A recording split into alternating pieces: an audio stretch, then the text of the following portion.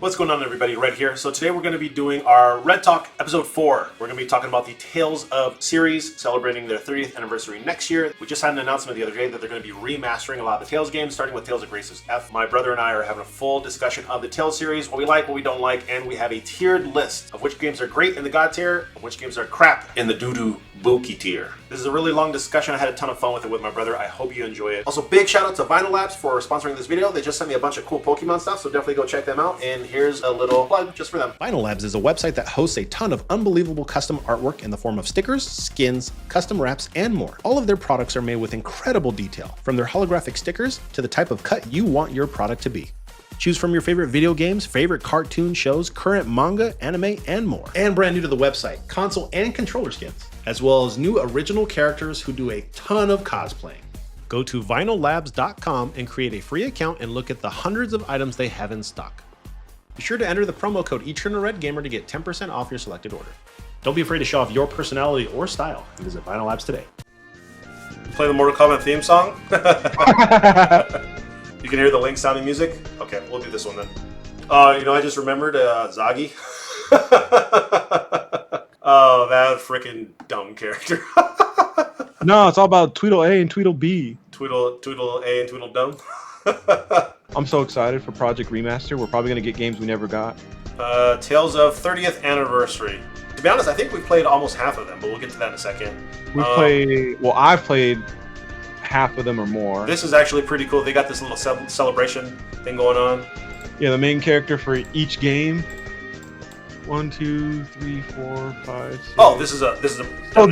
So these main characters are the release order of all the titles. Oh, yeah. So you got Tales of cool. Fantasia, Destiny, Eternia, Destiny 2, Symphonia, which was the first game we played.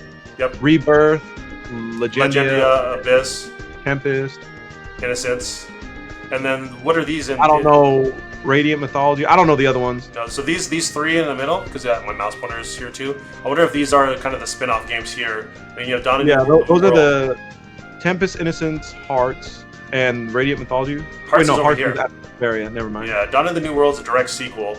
Vesperia, Hearts, Graces, Xillia, 1, 2. Oh shit, sequel. What's this one? I don't know who this character is right here. That's another spin-off. What are these two? Those are also spin-offs. Abyss, There's and then... Tales of the Rays, Tales of Crestoria. Oh yeah, I remember seeing that. I wonder if they're like heroes or something. I don't even know what that newest one is. Those spin-offs are the collaborations where you get a bunch of characters. Those are like the mobile ones. Yeah. Okay. Tales of Series 30th Anniversary, 2025 through 2026. So over the span of 2 years. So you guys click on English. Where is their English? I don't know. At the very top, you see a little. There's like a Google Translate next to the star. Oh, good call. Yeah, there you go, and then click English. 30th anniversary project begins. The Tales of series will celebrate its 30th anniversary on December 15th, 2025. Oh, so it's not 30 years this year, it's 30 years next year? Yep. We will be holding various events to show our appreciation to all of our fans who have supported us. The adventure never ends. Enjoy the continuing story that encounter changed the world. So, go on ahead. the 30th anniversary, they'll probably announce the newest Tales mainline series game. Think so?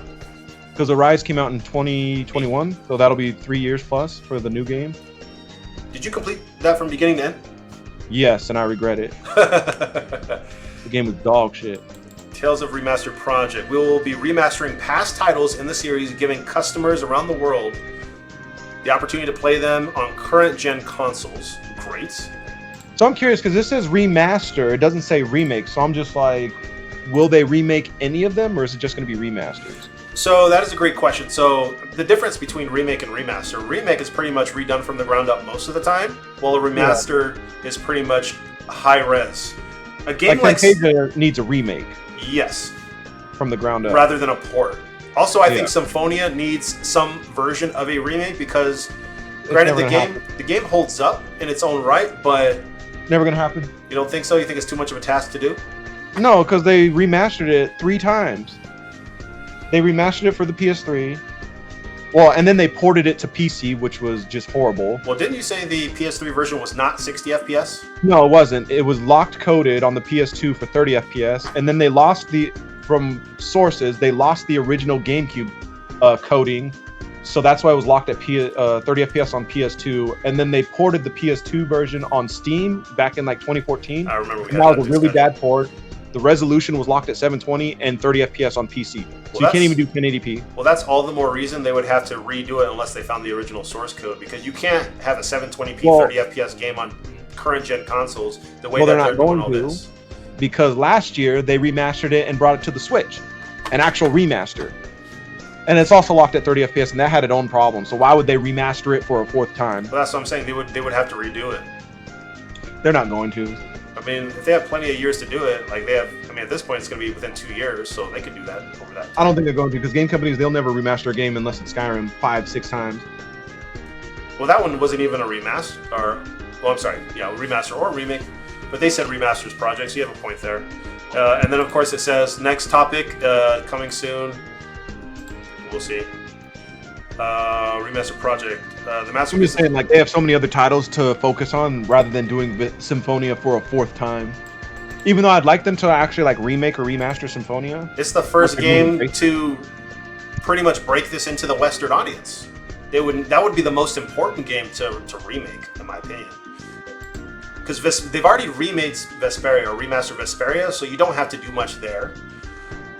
I want Abyss. I would say so. Let me pose this question to you: do you save the most important game first, or do you save it for last? I don't know. But like I said, they've already remastered Symphonia like 3 times and brought it to modern consoles. So like they're not going to focus on doing it again. I think they will. I mean, they've already redid Abyss and put on the 3DS. They did, last year they released Tales of Symphonia remaster for the Switch. Yeah, I think they can do better than that was because years everything ago, else. So why would they be like, hey, another remaster Symphonia version? Like they're not going to do it. Because I think that was just a ported version of that. I mean, No, it wasn't. They actually remastered that with better textures and everything. Then they need to enhance it beyond that, because that's a Switch. They're not going to. The Switch is a low-res console in its own right. You know, for a lot of games. Masterpiece of the Tales series is back, more beautiful and easier to play. The addition to the convenient features added to the remastered version series familiar grade shop is also unlocked from the beginning. Oh, that's nice of them. What? How? More comfortable to play. Yeah, because you don't earn any grade. But how? Yeah, how? You got to beat the game to earn grade. Here, let's watch this little video. This is 4 minutes. 皆さんこんにちは。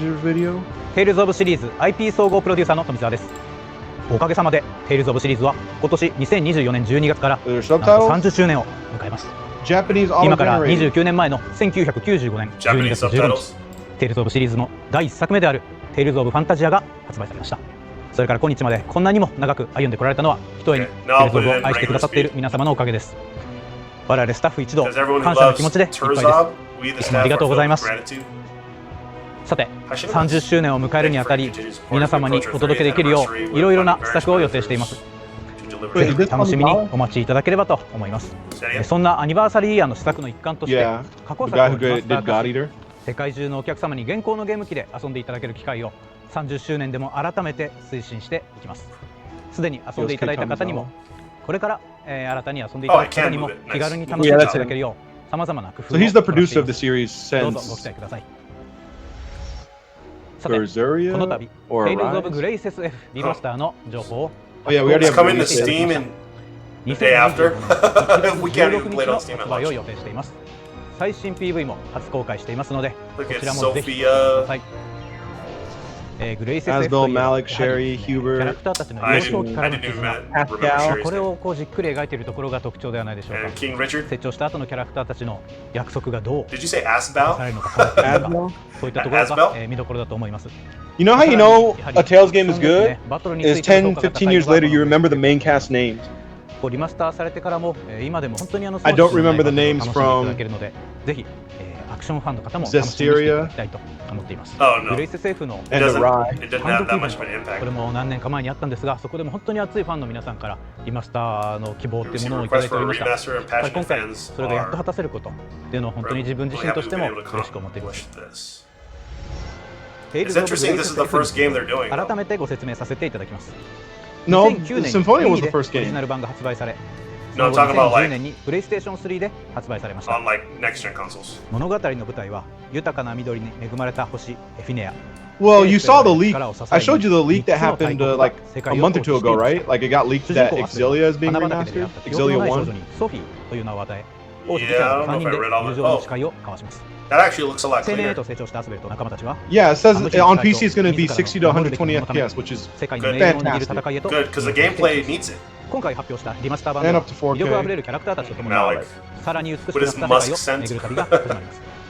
Wait, did they speed it up? No, I didn't. Oh, you're doing that ×2 thing? 1.25. But that's how they look like when you have that fast running ability they have to unlock in the Great Shop. I forgot how pretty this game was.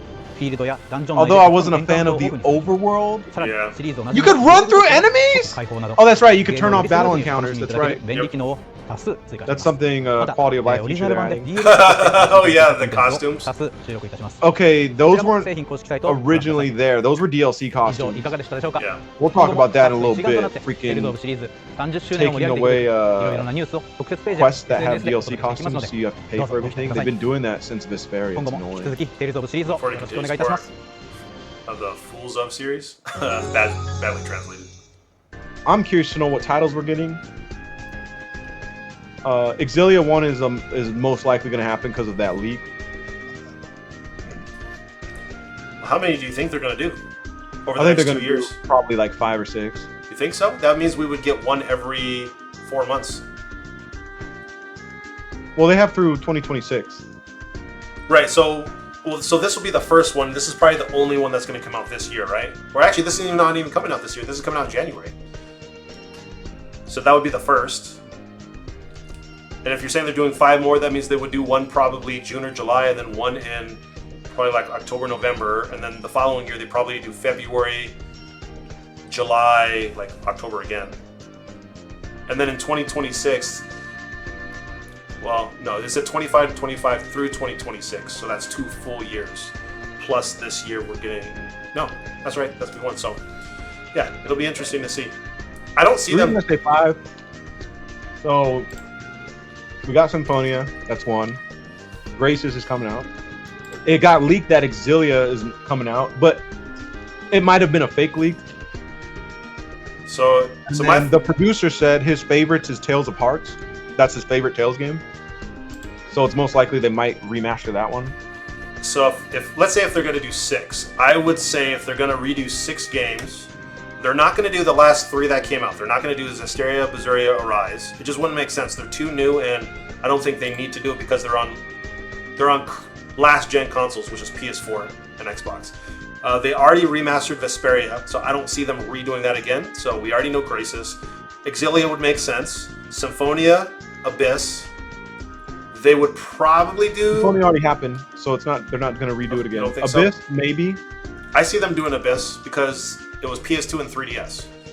I hope they do Abyss. I want to replay it. I would think they would do Destiny 1. And maybe one of these weird spin-off games. No, mainline games. I don't think they're going to do any spin-off games. The spin-off games weren't that popular. Then Hearts they'll probably do, so that would only leave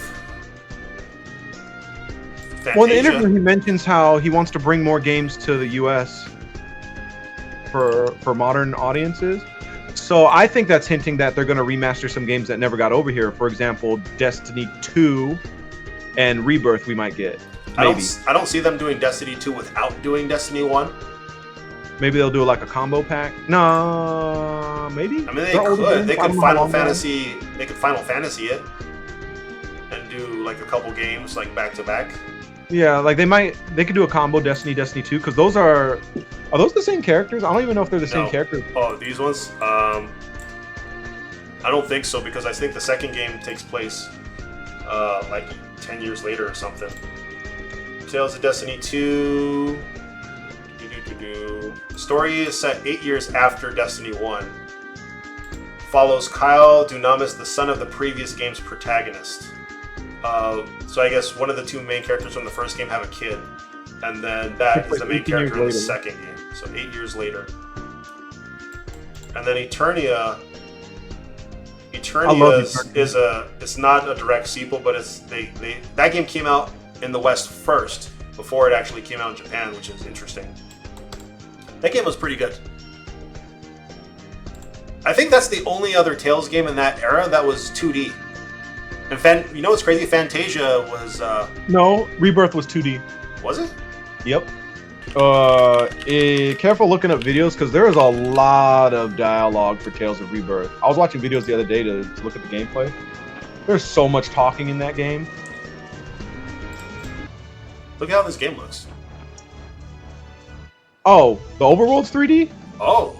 That's weird. There's lanes. Oh, wait. Did Eternia have lanes? I don't remember Eternia having lanes. 3 lane. Okay. So 2D with lanes. Mega Man Battle Network lanes. Yeah, that's true. When did this Okay, game I didn't know so the overworld is 3D when you're in the overworld, but when you're in like a battle, when you go to like a town or village, it's like it looks completely different. Wow, look at all these slots where you can start the battle. Yeah, I think every Tales game. Well, let me rephrase that.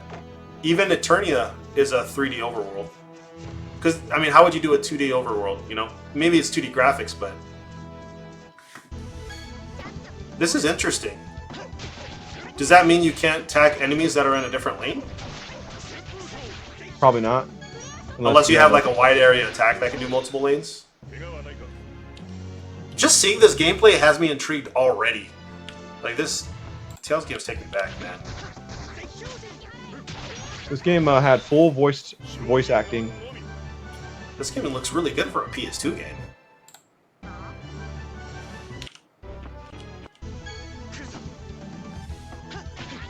I'm looking at the characters. I don't know any of those characters. I just remember in Tales of Graces, in the arena for the cameo, it was that main guy right there with the ponytail. Eternia played very similar to Fantasia, where you're in the same lane, and then you just end up, attacking. Is that Eternia? Yeah, that's Eternia. Yeah, I did play this. This is the Coliseum. You said you didn't, or you did? I did. Yeah, the last battle I died so many times. Guy kept 2-shotting me. Wait, you played this game? Yeah, on the PSP. I loved it. Reed. Yeah, that's the main character. That's my boy Reed. Oh man, they're fighting Did you ever Fantasia fight characters. like the optional bosses? Like, did you find Maxwell? I don't remember. The Spirit Maxwell? In this game? Mm-hmm. I'm pretty sure I did. The music is great in all these Tales games. Well, it's the same guy doing the music for all the games. Yeah, they're fighting characters from Fantasia. And they're playing a song from Fantasia too. Huh. And then, oops, I didn't mean to do that. Oh, we're supposed to be doing a tier list discussion? Yeah, this is all encompassing. So mine is going to be on the left, and then yours is going to be on the right. Okay. So the way that this is designed, pretty much you're going to rank your games. Either S is the highest, it's God tier, A, B, C, D, or just did not play. So we can do this in order, from like release date. So you did not play Fantasia, right? I did. It was on the Game Boy Advance. I don't remember you playing that. Yep. Did you finish it? Nope. I got pretty far though. I think I did it within 60 hours. So I got really far. But feel free to add any commentary on the games we talk about. So this is just we haven't played these games for a while, so this is gonna go in my memory bank. So and you can always change the tiers throughout too. I'll probably put Fantasia in the B category for right now. So where are you putting it? D. Yeah, was that bad? Well, it's just the battle system was dated. Yeah, it's pretty old. You know what's crazy about that game is you eventually unlock ability where you can do any move with inputs. Like, you didn't have to put it into the 1 of 4 slots. You just had the entire moveset, like Street Fighter moves, and you could learn it that way. Did you know they made like a little 2-episode anime? 3-episode anime? No. 4 episodes for Tales of Fantasia? I did not. They've done anime for a lot of these. So you would put it in D because of the battle system mainly? Yeah. It's just an old game. Like, I played it like... When that game come out? 90-something? That game came out in 95. Yeah, I played it in like 2008, 2009. But we didn't get it until later. It came out on the Super Famicom. And Game Boy Advance we got it in 2006. Yeah, so we gotta wait. I played it after Symphonia Vesperia, so that's why for me it's ranked so low because I played it after playing like the 3D ones. Your expectations were much lower. Okay. Did not play Destiny 1. Nope. So we didn't have no PlayStation 1. Did you play Destiny 2? Probably not. No, Destiny 2 never came out over here. But you could have still played it, is what I mean. But you would have to get it translated, probably. No Destiny 2. Eternia, I'm giving an A. Didn't Destiny 2 come out? So what was the one? What was Tales of? So Tales of Eternia was. So Destiny 1 came out in America. Yeah. After Fantasia, and then Tales of Eternia came out in Japan, but for some reason they changed the name to Destiny 2 on the PS2 when it was released in America. Gotcha. Okay. So Tales of Destiny 2 on the PS2 is actually Tales of Eternia, but it wasn't named that. Gotcha. And then they re-released Tales of Eternia on the PSP, but actually called it Tales of Eternia. Gotcha. Okay, I was not aware of that. Okay. Yeah. They did the whole Final Fantasy like 2. Yeah, just like Final Fantasy did that. Yeah, 3 versus 6. Gotcha. Okay. So you're Tales saying of Eternia, I'm doing an A. A tier. I love that game. I thought that game was fantastic. Even though it's a 2D game, I thought it was so much fun. The characters, the story, battle system. I'll put mine in B for now. It's been a while since I played that game. Symphonia is S tier. God tier for me. I can't not put Symphonia as an S. That game's just too good. Same for you? Yep. I mean, I beat that game back to back like 8 times. I didn't play it that many times, but it is both of our first Tales games. Oh man. We never played Rebirth because we never got it. No, yeah, we'll revisit some of these. So Rebirth, did not play. Legendia, that's D tier for me. That's drunken tier. That's dick booty tier. Yeah. You didn't play it? I played Legendia. Why do I not remember you playing any of these games? Yeah, we would always quote the Bantam Bouncers. And then Bread Rain, when you fight that little chef girl, Bread Rain Alpha. Fighting you with a freaking loaf of bread and beating the crap out of you. Level 70, 72, and she's still beating us up. Hold on one sec. Tales of Legendia. I can't remember. You remember their names? What are their names? Bonzo Thieves? The Bantam Bouncers. I think Bantam Bouncers. I give Legendia like a... Yeah, I give it like a D. Yeah, the Bantam Bouncers. It's bad quality. At least this game was voiced. No, it was voiced for half the game. Yes, you were correct. I never finished it. I got to the end and I never finished it. Yep. They start singing. Violence too. Exactly right. Just what they said. That'll be the rules at all times. You dig? Yeah, it's like Elvis. Oh no!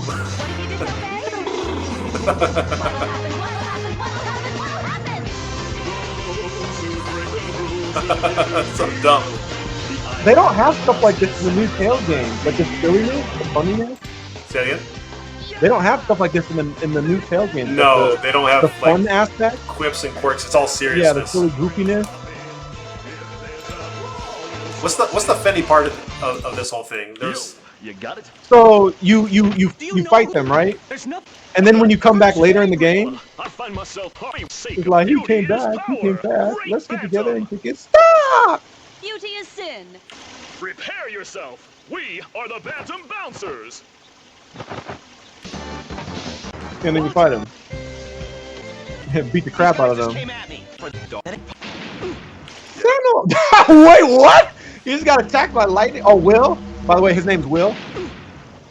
Yeah, Will attacks Sentinel. See, I even remember some of these characters' names. I don't remember his name. But why do we give Legendia? Well, I give Legendia... I want to give it a C, but it has to go D.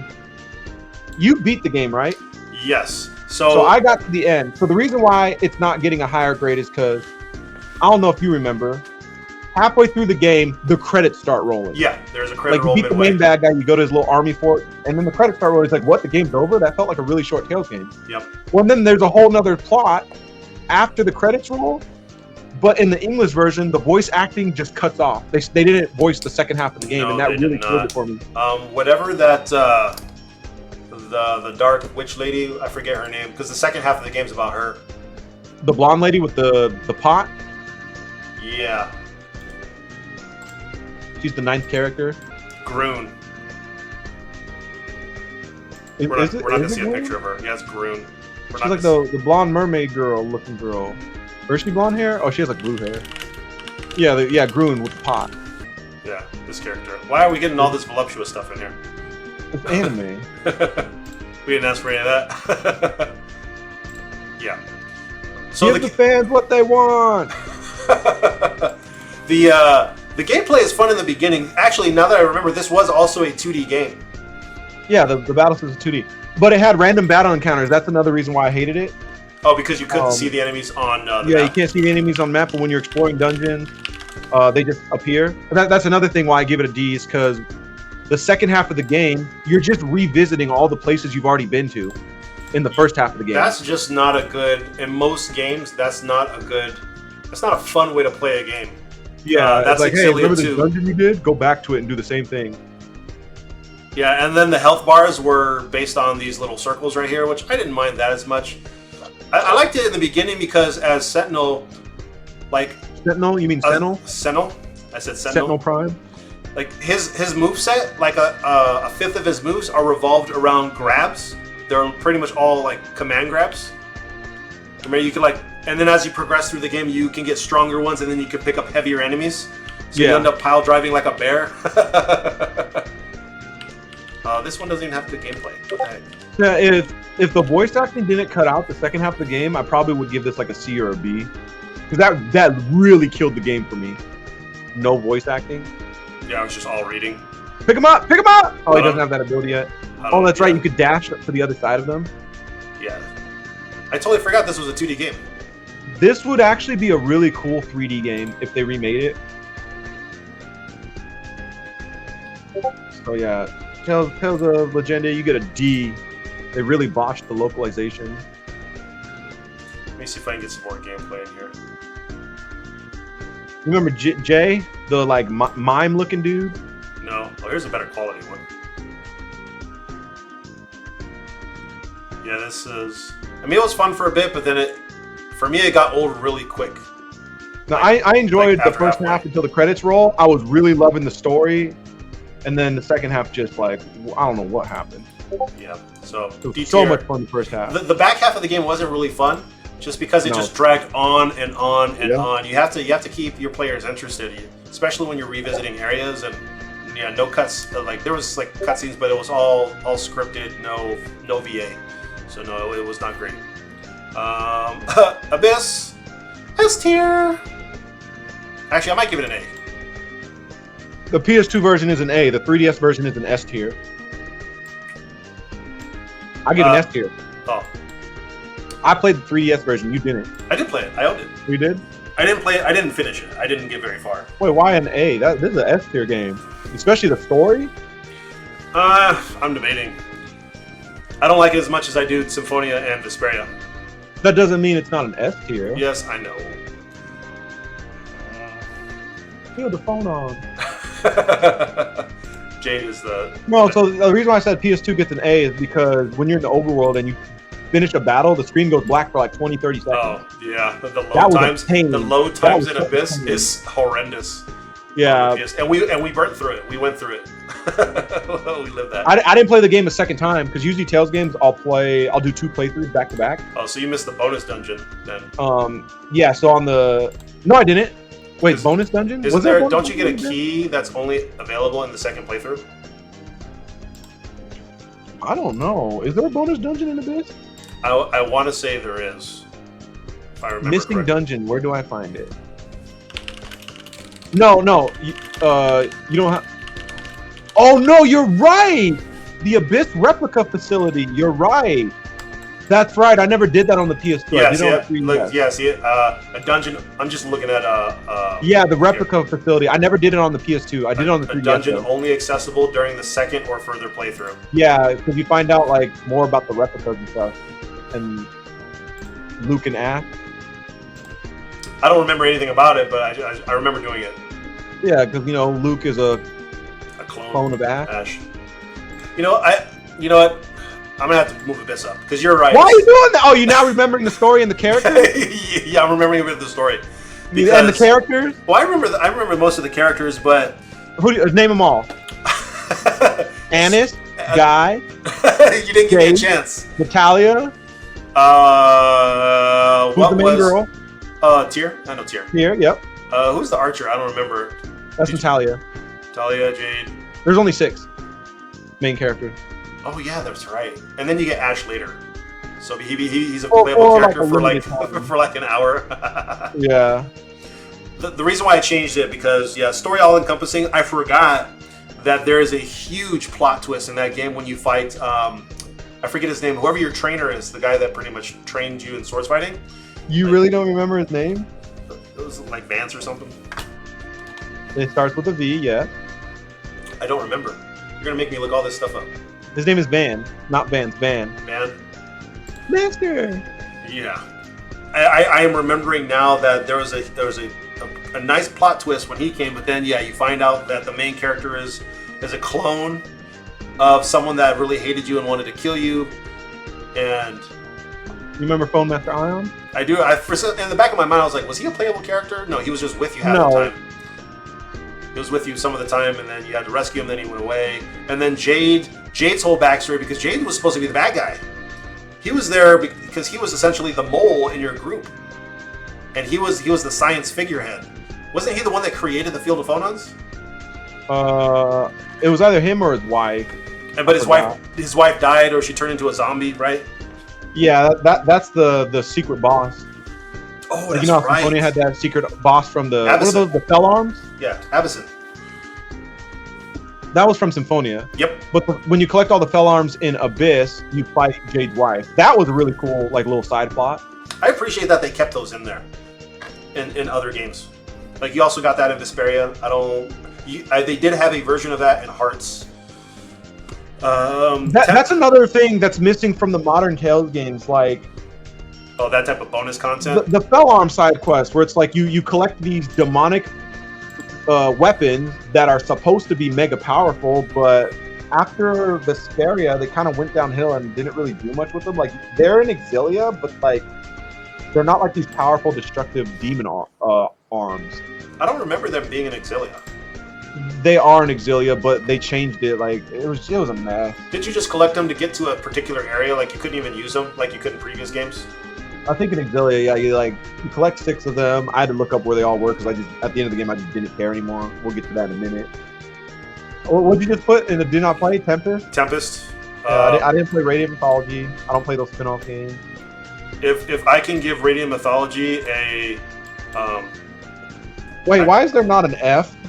I didn't want to just have like a billion different categories. Should we make an extra category just for this? Yeah, you should make F. Okay. Or like what is F dog shit? There's D, and then underneath it should do doo-doo or dog Is that what you want me to call it? Doo-doo? Yeah, doo-doo. Dookie, poo-poo. Would pick one. Dookie. Yeah, because the next game is going on that. Okay. Dookie can be or purple. Or poo-poo. Poo-poo. He said Dookie. No, we about to get to that. And I know some people, I don't know if anybody will watch this video and all the way, but some people will be like, no, the next game, it was great. It's like, no, it wasn't. No, it wasn't. Okay, so is the game so far up here going in your Dookie tier? None of those go in Dookie. The next one goes into Dookie. How far did you get into the next game? Tales of Symphonia Dawn in the New World. That's dog Dookie. That's doo-doo Dookie. Have you ever played, I'm sure you played like games, particularly RPGs, where you get to a certain point, you stop playing the game, you give it a shot like months or years later, and then you get to the exact same point and you just stop playing?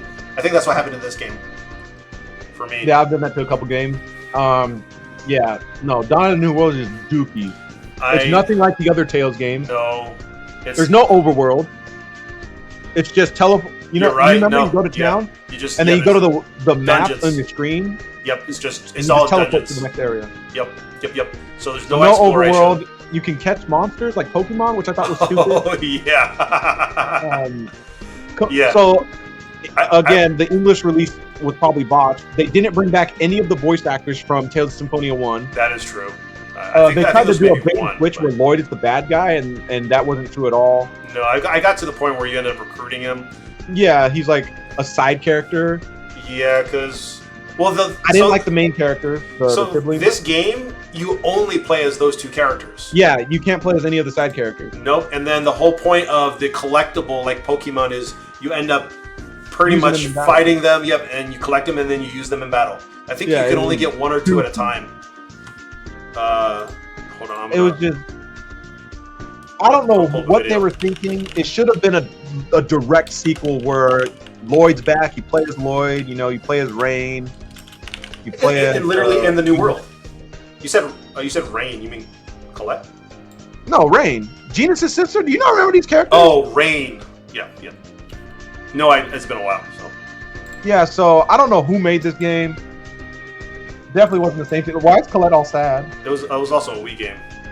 Yeah, it was on the Wii too, so it didn't look that great. But no, this game was Dookie Butter. I played it when it was on PS3. I bought it on the Wii, never played it, but then I played it when it came on the PS3. Oh, the collection? Yeah, so like here, you have two monsters over here, and they auto-fight too. You don't control them. You can change some of the stats and whatnot. This is very early in the game. This is like within the first few hours. Yeah, probably. Everything about this game is just goofy. Yeah, just... Gameplay was not good. I mean, it's very similar, but it was slower and just was not I good. actually did end up quitting. I don't know if I got like halfway or just below halfway. I might have got almost and halfway. just watching all the cutscenes, and I was like, "This is a stupid story." So very similar to Xillia 2, in the sense you do run into a lot of the characters from the regular game, Symphonia. They're just NPCs that you talk to, and you just happen to run across. They're looking for Lloyd. You're looking for Lloyd because Lloyd's apparently killed your parents. But then you find out there was a clone, or there was just you didn't like. That's what you were told, but that's not what happened because Lloyd was framed. And this is after the first game too. So yeah, Dookie Tier. Is Vesperia next? Yes. Yeah, that's an S tier. I would if I were to put like the a God Holy tier. Trinity right there. The Holy Trinity. That's a good way to look at it, to be honest. Vesperia, in my opinion, is the best Tales game that I've played. I think it's the best one just in general based on what I've read or seen or witnessed. That I'm about to give credit to somebody who deserved it. I do not think Tales of Vesperia would be as great if it wasn't for the performance of Troy Baker. Oh, as Yuri. As Yuri? Now, most people... Troy Baker is so popular now. This game came out in, what, 2007, 2008? Now in 2024?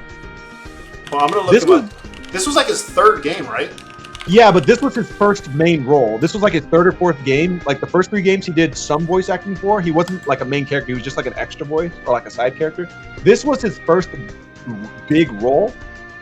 And I remember when I first played it, I thought Yuri was a girl off the cover. I was like, oh, yeah, we thought, when we first saw it in a magazine, and because like his clothes, like his top, like his like has a little chest showing. But then you hear him, and I was like, oh, he's a dude. And I remember thinking like, wow, his voice sounds so cool. And I remember seeing an interview with Troy Baker where he was talking about how when they were recording, they actually like changed lines throughout the game because he felt like, hey, I don't feel Yuri would say this or do this in this situation. So they actually changed some of the writing. And also, do you know the voice actor Yuri Lowenthal? Is that the name? Yes, that's his name. He voiced Peter Parker in the most recent Spider-Man games. Very popular voice actor. He was the main voice for Abyss. He was Luke in Abyss. Okay. And Troy Baker said that the team loved him so much that they named Yuri Lowell after him. So Yuri Lowell instead of Yuri Lowenthal, it's Yuri Lowell.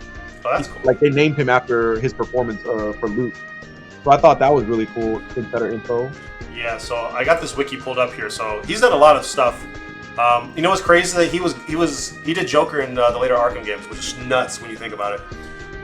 His first game, Blood Rain, in 2004.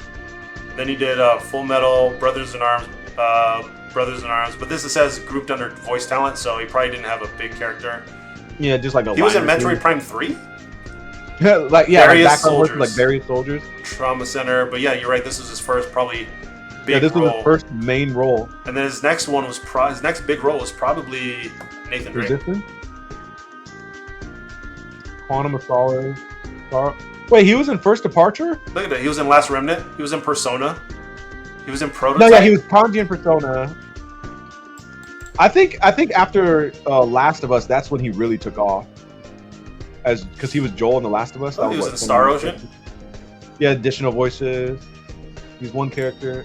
So yeah, notice he's getting a lot of like small roles here and there. Yeah, and he was probably doing other shows. And oh, that's right. He was Snow in Final Fantasy 13. I didn't know. I forgot he was Snow. Granted, you know voice actor because you were trying to do voice actors for a while. Muhammad, how we doing? Tales fan? Yes, we're doing our tier list. We're getting back to that in a second. Wow, I remember these games, but I never played them. Valkyria Chronicles, Quantum Theory. He was in Zengoku Bazaar. He was Espio in the Sonic the Hedgehog game. That was the Sonic 06 game. Look at all these roles he's getting in 1 year. Holy cow! Damn. He was Tim Drake. Yeah. Yeah. He started getting pretty big. He was the narrator in Cabela's Cabela game. Never heard of it. He was. Oh, that makes sense. I don't know why I never thought of that. He was Nova in MVC Ultimate. So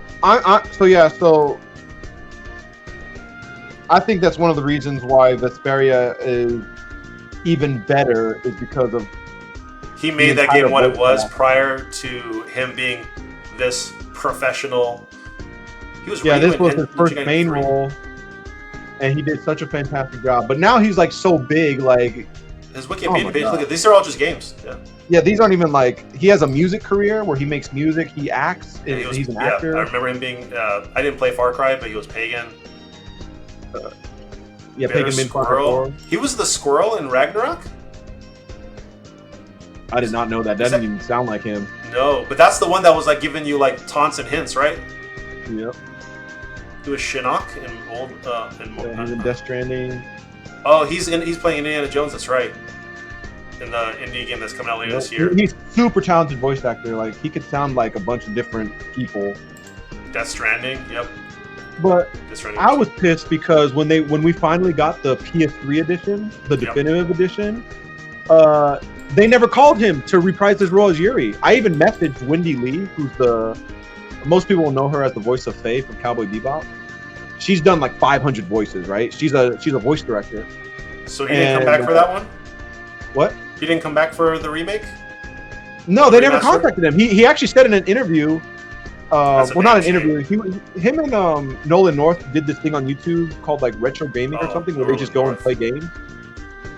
And he had mentioned that a lot of early fans of Troy Baker before he exploded know him from a game called Tales of Vesperia. And he was gutted that they didn't even contact him to reprise his role because he loved Yuri. Like that's one of his favorite characters that he ever did. And he literally said like, I was gutted. They didn't even contact him to reprise his role. But they got all the other people back. Yeah, that's his first big break, you could say. So, yeah. Vesperia's best gameplay, hands down. Took after its predecessors in Symphonia and Abyss and just made the game so much better, more improved. Voice cast was great. Battle system was fun. It's not the best story. Vesperia, well, did you beat the definitive edition when it came out 5 years ago? Yes, I did, and I did the super dumb extended dungeon as well. I didn't do the second one. I got bored of it. The first dungeon was cool. The second one was I didn't get to the end. I got pretty far though. It was just a bunch of like levels of the same thing over and over. Walk forward, left to right, go. Yeah, it was not a good time. I mean, no, but we got the beta version on the 360. That wasn't even like the complete version, and that game was so good for what it was. It was literally a beta release. Think about how early that game came out in the Xbox's lifespan. That game came out in 2008. The Xbox came out in 2006. So we're talking about the Holy Trinity, Symphonia, Vesperia, because we're about to get to the other garbage titles. the Vesperia's battle system was great. The exploration was great. The town designs, secret side quests. Now, I understand a lot of people, because a lot of people who haven't played the original, we're going to call it the Holy Trinity, the original Tales game, a lot of people nowadays who are considered Tales fans, they started playing Tales when Zesteria came out, or Beseria or Rise, so the last three. So they don't know. And then they'll go back to replay the old games because they're being re-released on modern consoles. Like Vesperia is on PC, came out in 2019 on PC. So a lot of people who played Vesperia after, Tales of Zesteria, Beseria, Rise, they think like, oh, it's just an okay game. It's like, you don't understand. There's a lot of stuff from the older titles that they don't do in the newer titles that make the game like, it feels like it's missing something. It's like a lost art, like with the mechanics and with like the exploration. The world design in particular, like a lot of people are like, oh, the Vesperia dungeons, they're just like empty. You just go into this dungeon and you just walk. But it's like they have like little hidden corners off camera. You know how like the older games are fixed cameras? Yes, they are. And they have like puzzles. Like Symphonia had a lot of like little secret puzzles to go to secret areas to find secret bosses and stuff. I missed that. The new games don't have that. Well, but, go ahead. I was gonna say, but I get where some people are coming from, like modern people, where it's like the older games, you don't know if there's side quests to complete or hidden stuff to find because it doesn't give you objectives. You just have to randomly go into a town and just talk to an NPC, and then the screen will flash black for a second. It's like, oh, side quest. Whereas the new games, it'll like NPCs will have like a symbol above them, be like, hey, there's a quest over here, go do it. But the quests are like really dumb and boring.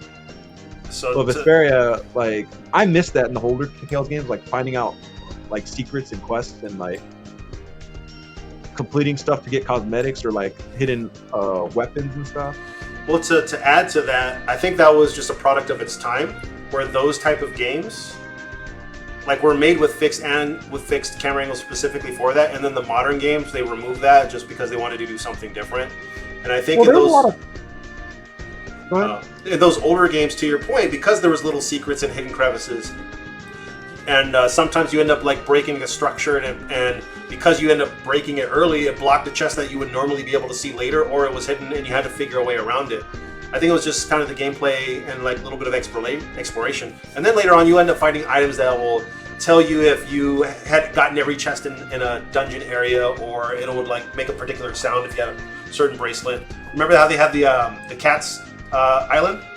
Mm-hmm. Yeah, so that was linked directly to treasure chests. You earn different great abilities at the end of the game based on how many treasure chests you find. So it added a little bit more replay value. Like they don't have that in the modern titles. Like another thing in Tales of the Abyss. You remember Mew? Hey, Thing. Yes. Yeah, Luke treated him like crap the first half of the game, kept calling him Thing. Yeah. Like, my name is Mew, man. Like, you can upgrade Mew to, like, break walks, to find secrets. You get a ship, and you can find hidden items to upgrade your ship, where you can go to different parts of the land. Like, I remember, like, hey, your ship can't land in this part of the map in the overworld because there's too many trees. But then you can get a piece to your ship where you can land on mountains or trees or rivers and stuff to go to secret areas to find hidden bosses and stuff, items. Right. The new games don't have that. My biggest issue with the new games, outside of like the maps being boring and lack of exploration, is there was a lot of thought that went into like the items and monster descriptions in the Holy Trinity games, Abyss, Symphonia, Vesperia. Like Vesperia, even Symphonia had this where, you know how you like start out with like a regular sword, right? A broadsword, and then you go to the next part, you find an upgraded sword with a completely different name, different stats. You can use your older weapons to combine them with other materials to make new weapons or optional weapons. That was only in Symphonia, right? And Abyss? Vesperia had that too. Whereas in the new games, it's like, hey, you found a broadsword. Okay, great. Then you go to the next dungeon. It's like, hey, you found a broadsword +2. Now collect all these materials. You go to the shop. It's like, hey, upgrade broadsword +2 to +10. It's like, what? It's like you keep getting the same 5 items over and over and over and over. And it's really boring. Whereas the earlier games, like every time you found an item, it wasn't a repeat item. It was something brand new with its own unique look and name. And it's just laziness with the modern titles. What is this? I don't know. I just pulled a video. They're trying to do combo stuff. Oh, yeah, I remember this. What is these? Fatal Blows? Is that what they call these? Oh, level 1, the overlimit? Yeah. And then you can instant kill them? Oh, yeah, that's what I mean. That. And that's overdrive. This is also how you get more grade. You grind for grade. You just keep building up the combo. Yeah. And then you finish them, and then you'll get like 20 grade. Oh, they were called Fatal Strikes. Fatal Strikes. And then they were if you built them up based on using the same type of that weapon, and it was insta kill. It's so good. Yeah, it had like a finishing move. Yeah, just they added so much Fatal Blows. Yeah, right, MKF. They added so much stuff into that game. Like that was a welcome. Is that Jude? Yeah, that's Jude. Yeah. Oh man, Repeat. This is a little dog you get. Remember, what's the boy's name? Carol? The weenie? Okay, so everybody hates Carol except you and me. You and me are the only people that I've seen where we thought Carol was a hilarious character. He was. Every time I've seen like forums and people talking about Vesperia, it's always filled with Carol's annoying. Carol's like, Carol was hilarious. I don't know what anyone's talking about. I love Carol. His little run. His little run. Yeah, and his little scream. Ah! Yeah, his little run. Oh, this is his moment. So the one thing that makes Vesperia so great is all the characters have their own like character arcs and growth within the game for the most part. And this one was Carol's, where he was the baby, he was the weenie, he was the one that was scared all the time. He would run away and you didn't know where he was at when your party needed him. And this particular moment in the game was his breakout moment, where he overcomes his fear and anxiety, and he ends up saving the day. And you had to solo this boss by himself. Oh, remember he jumps in? You had to survive it long enough and beat it. Well, take a certain amount of health, and then your crew joins. Yeah, so they think he runs away, but instead, no, he ends up. Freaking Carol! Look at that face. Old school animation. He does this crazy backflip, and then he just does this Link-like stab, like against Ganondorf. He's like, "Oh, that was so cool." You're like, Judith, you're mine. Wait, how's the gravity? He just goes straight down from spinning over and over. I don't know. Look at all those costumes, man. Costumes are one of the better parts of the Tales games. How did he pull that off? Hey, is he alive? Hey guys. Sorry, Raven's you doing all right? Raven's little plot twist was really shocking. Yeah. What's his name? General something? Alexei? Commandant Alexei? No, Raven. He used to be a general in the army, and then you find out later, like a little plot twist. General Khan or something. Oh, they're not showing it on this wiki page. I don't remember. You know what I'm talking about, right? I remember we talked about it when we first did it, and it was like such a great moment. Oh yeah, because you end up fighting him, and then you find out that he has a Blastia as a heart. Yeah. And he essentially was doing his service in the army. He was just following his commander. General Schwan, that was his name. That's his last name, Raven Schwan. Yeah, and then you find out, because early in the game, like, you're running from the army, and Tweedle A and Tweedle B are chasing you. Yeah.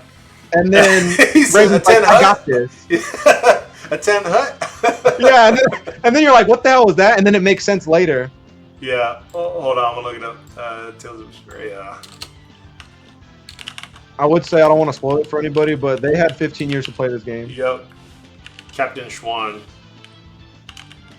And then after that, Yuri's like, yeah, your life belongs to me now. And then, like, when he comes back in his normal, Raven attire, everyone starts beating him up. They take turns punching him. Oh, they don't have those moments in the new games, man. What, is Muhammad a Tales fan? I'm not sure. I guess he was asking us. I don't know if I can find this clip. Probably not. I wish I knew more Tales fans that are our age. This game introduced Mystic Arts. No, Abyss did that. Never mind. I just remember them more fluently. Mystic Arts? No, Symphonia had the little... We didn't even talk about Symphonia and how great it is. We just put it on S tier and then we moved on. So one thing that I missed is Symphonia had team arts. You remember the team attacks, like from Chrono Trigger? No. You don't remember? No, like you'll do an attack, and then like Genus and Lloyd will do like a combo attack, like in Chrono Trigger. Oh, yes. If you do them simultaneously, that was their version of Mystic Arts. Or yeah, and then you can do that thing where you press Z. Yeah, Z. And everyone gets one attack, and depending on what attack they do, there'll be like a final combo special attack. Yeah. Yeah, Stardust Rain, or as a Genus and Reigns was Prism Stars. Yeah, the compound special effects where it adds like a 30-50 hit combo. They don't have stuff like this in the new titles. Xillia kind of had it. They had like dual attacks, team attacks. I totally forgot this was a thing. Purgatory Seal. Yeah, I would love to see a remake of this game with these mechanics still intact, just like upgraded. There's so much they could do. Oh no, they do have a version of Mystic Arts. That attack is from Lloyd is exclusive to him with the ring or the sword that you get, the fire and ice sword. Oh, it's because you have a certain level of overdrive. That's right. It's just this level of flashiness. Oh, poor Zealous.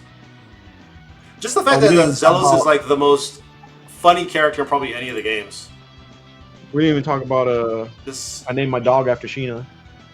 Yeah. Rest in peace. Stop it. Lie down. Just the art that they end up doing in this game. Oh my goodness. Oh, I want to play this game. Play the GameCube emulated version. Yeah, 60 FPS. This, I'm just remembering the story arcs in this game. There's Abyssin.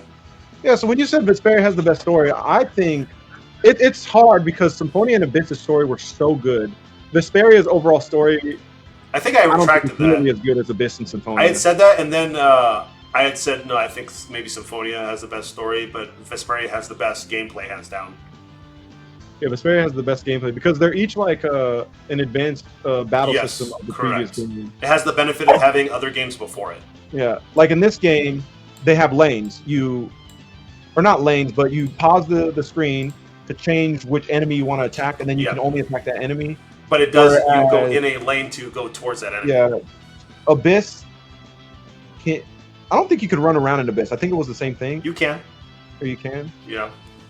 I know in Vesperia you can. You just hold down left trigger and you can run anywhere. There's no lanes. You just run anywhere. And then when you stop holding down the trigger, you'll attack the closest thing. Yeah, because, Abyss would be like Symphonia because you would have, like, in order to target an enemy, you'd have to be able to run towards it. Yeah, we might have to do a whole nother video on just these alone when they come out. Hearts R, you said you didn't play. Yeah, well, I tried. I couldn't get over the fact that there was no English dub. And the translation was really bad. So, like... Yeah, it was. Like, whoever translated the game, like, a lot of the lines were just messed up or didn't make sense. And then I looked up, like, actual translations. They're like, yeah, they botched it. Like, it was such a piss-poor release. So I played for, like, a couple hours, and I was just like, I can't do it. Wait, Hearts R was the next one? Yeah. Hold on, I'm gonna change the song. Oh, crap. I totally forgot this song existed. Wow. From Vesperia? No, Symphonia. The Final Destination song. The very last song for the final fight. It's called Final Destination? Yeah. How ironic, huh? Wow. Now I want to replay Symphonia again. Symphonia is so good.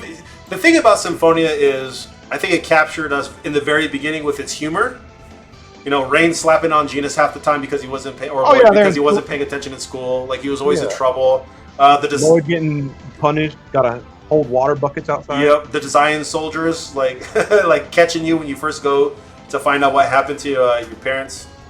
So that's the thing about like the 3 games we have in S tier is from the very start of the game, you like fall in love with the characters immediately, and the story just takes off.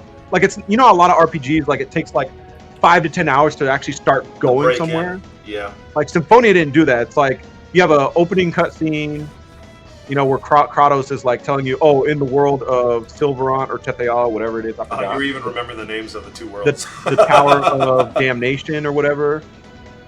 And then it's like school classroom, it's a little funny humor, and then immediately it's like, oh, bright light in the sky. Colette, you gotta go. You're the chosen one. Yeah, we're gonna go sacrifice you. Like, yeah, we're going too. This girl's like 10 years old. She's like, I'm ready for my fate. I need to sacrifice myself for the good of the world. Yeah.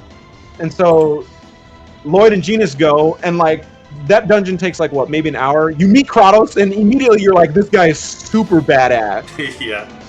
And you think he's on your team, and then he's not, and then he is, and then he's not. Yeah, and then as soon as you finish the dungeon, the village is attacked by the Designs or whatever they're called, the Designs. There's a Design. And then it's like Lloyd gets banned, and it's like Jesus. That's the beginning, like first hour or two. I forgot he gets kicked out. Yeah, he's like, you brought these people here, and his stepdad's a dwarf. Dwarven vows. And then like the next hour you get caught in prison, and then you get you have the ring, the fire ring you found in the first dungeon. Yeah, the sorcerer's ring. The sorcerer's ring. you knock a guard out, or you hit him and he goes away screaming, and then you escape, and then you meet some villains. Now, see, that's another thing with the modern Tales games is Abyss, Symphonia, Vesperia. They had like multiple villains that you see multiple times throughout the game. You fight them multiple times. Yeah. And they all come back and like connect the story. You find out more about them later. The modern games don't have that. You might see like one bad guy who's the main bad guy, and then you see him at the end of the game. Like you don't see like returning characters. Like Arise didn't have that. Zesteria didn't have that. Zesteria had it for one enemy, I want to say. But then it wasn't like the real bad guy. Yeah, it's like they don't have like these characters that you see multiple times throughout the game, and then near the end of the game, you're like, oh, this is our final battle. But you said you remembered Zoggy and Vesperia. You fight him like 4 or 5 times. Yeah, you do. And every time you beat him, he comes back stronger. Yep. He wants revenge against Yuri. Oh. You know what's funny? I type in Zoggy on Google, and that's the first thing that pops up. Really? Yeah. Good. I remember, did Symphonia and Abyss have secret like achievements when you do certain things in boss battles? Okay, like so I was going to bring that up when we talk about races, which is the next one, right? Well, let's do this. So I'm real quick. I'm going to put Tales of Hearts R and C tier. I don't remember too much of the game. The dialogue was okay. The gameplay was still fun. I don't remember too much. I'm giving it a C. I remember it enough. It's not great and it's not crap. It's not Dookie. The gameplay was it's mid tier from what I recall. I mean, I had fun with it. To you? I had fun with it. To me, C is decent. It was okay. D is meh. I would probably put it in between both of those, so I'd throw it in a C. Gameplay was fun. It's just like a Tales game. You have different characters. You have new abilities. There was some... Oh, I just remember what you talked about with secret achievements. Vesperia had secret achievements. I don't think any other game has had that. That's why I'm asking it, because it had like certain things you do in a boss fight that was like a secret, and then you also got extra experience and sometimes extra weapons because of it. No, yeah, because one of them was the second fight with Doggy. You have to use your burst art to knock him off the boat into the water, and that's a secret achievement. Right. And then they have some type of response, and then it says "great" when you do it. Yeah, I never played Hearts R. So this is actually a game that I hope they remaster, and make it fully English voice over. I don't remember any of these characters. That's actually one thing that sucked about Symphonia and Abyss is we didn't get voiced cutscenes, where in the Japanese versions they were completely voiced. The skits. Oh my gosh, I can't wait. Okay, when we talk about Arise, we're going to talk about the skits. Yeah, see, like this game, it looks like a Tales game, and it's exactly what it is. You can kind of run around and. Why that guy got to go? There was something on here because when your character is built up some type of meter, you could at least in the in the Vita version, you would touch on the character's screen, and they would do some type of like special attack or something once. Ew, touchscreen mechanics. I hate that. That was the only thing about it that was touchscreen, I think. That girl with the wand, she's in the secret dungeon in Graces. Cameo. Yeah, that girl. Oh yeah, titles were a thing in this game. There's just so much to love about this game. That's what I was going to talk about when we get to Graces, is the titles. Because you said secret achievements. Vesperia had secret achievements, but Symphonia, that's what's missing from the most recent games is titles and how they work. They don't have titles didn't they? No, they didn't have it in Zesteria. So Symphonia had titles, and they give you different buffs, right? But the game doesn't really do a good job explaining like how the titles work. Well, there's also debuffs too. Huh? There's also debuffs in Symphonia, because remember when you click on a title, depending on a certain stat, it would be red or green? Yeah, and there was also the S rings and the other ring, the T rings, where like you get different abilities based on the technique ring that you have equipped, and it'll go to one way. For example, Lloyd had Sword Rain, right? But if you equipped, I think it was the T ring, you'll get Sword Rain Alpha. Yeah, like look, the TNS, the tech style, or the whatever the S style was. Yeah. So, like you see down here, it's like... Yeah, see how it says level up, HP, strength, defense, but it doesn't tell you exactly the stats of leveling. It doesn't tell you how much, correct. It's just green. So that's one thing that they could have fixed in the remaster, which I don't know if they did. I don't think they did. I never played the remaster. You can actually see like how it would benefit you. Yeah, because I used to go to GameFAQ to look at the stats, like +1, -2, +3. And I remember the T or the S gives you new abilities, or your attacks change based on which side it's going to. And again, like technical stuff like this is missing from the new games because the original games, the older games, like there's a lot of thought that went into the mechanics. Whereas the newer games, it's just a flashy battle system. It's just like, hey, you have 4 different attacks equipped to your buttons. You can mix and match any one of them. Where before you'd have like your 3 basic attacks, and then you can like combo different attacks, but the attacks would go into only specific techniques. Whereas the new game is just like mix and match anything, and the battle system is just flashy. Isn't it so cool? I'm beautiful. Like there was a lot of technical stuff in the older games, especially Graces.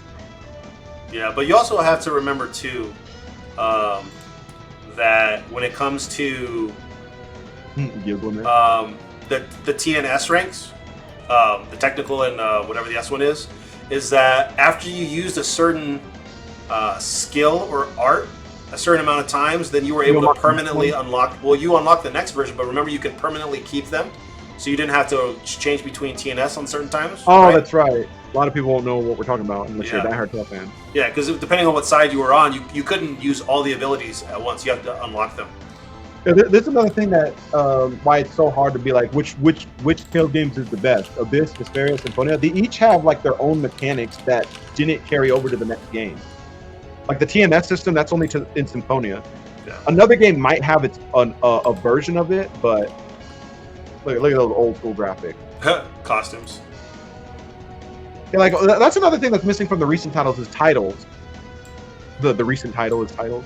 The recent Tales games, they don't have like the title system like the old ones. So Vesperia had like it was fun to explore and try to get new titles. Like you wanted to explore and try to find like as many secrets as possible because it was just fun and you were rewarded for doing that. And then the battle system in those games, like the harder you put the battle system on, I believe the higher chance you have of getting more grade to unlock at the end of the game for new game fun. So what's the next game? Graces? Yes. This is going to be tough. For me, it's going to be a B.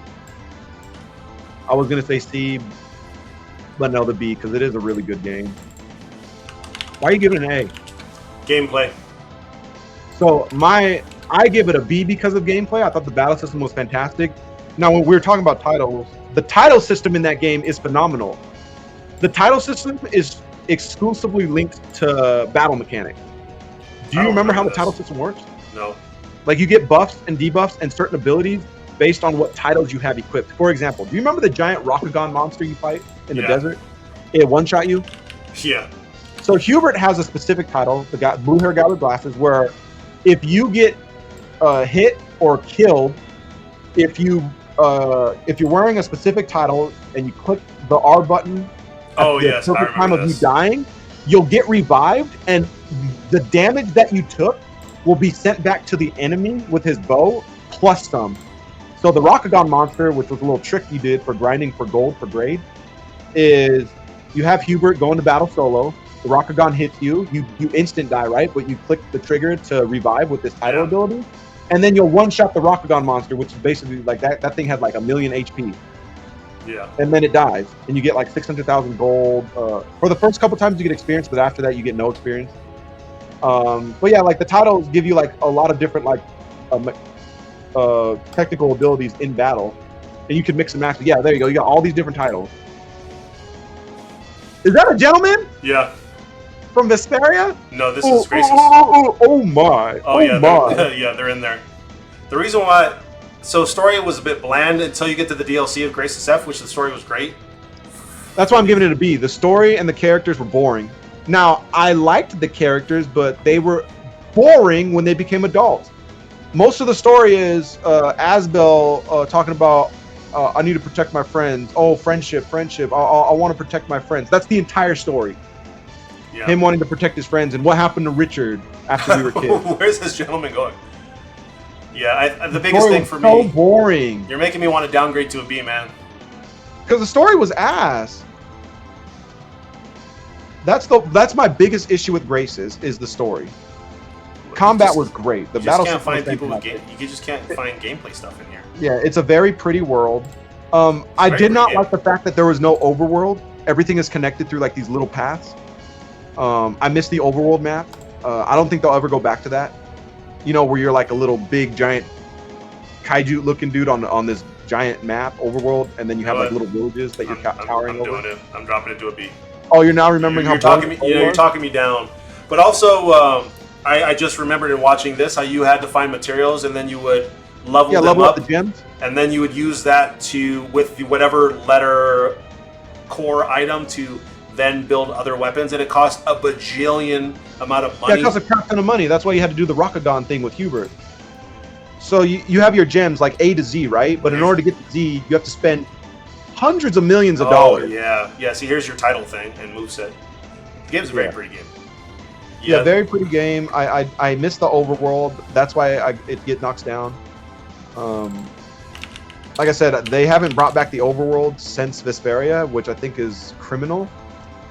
The last game that I played that had an overworld like Tales is the Alliance Alive. You probably never heard of it.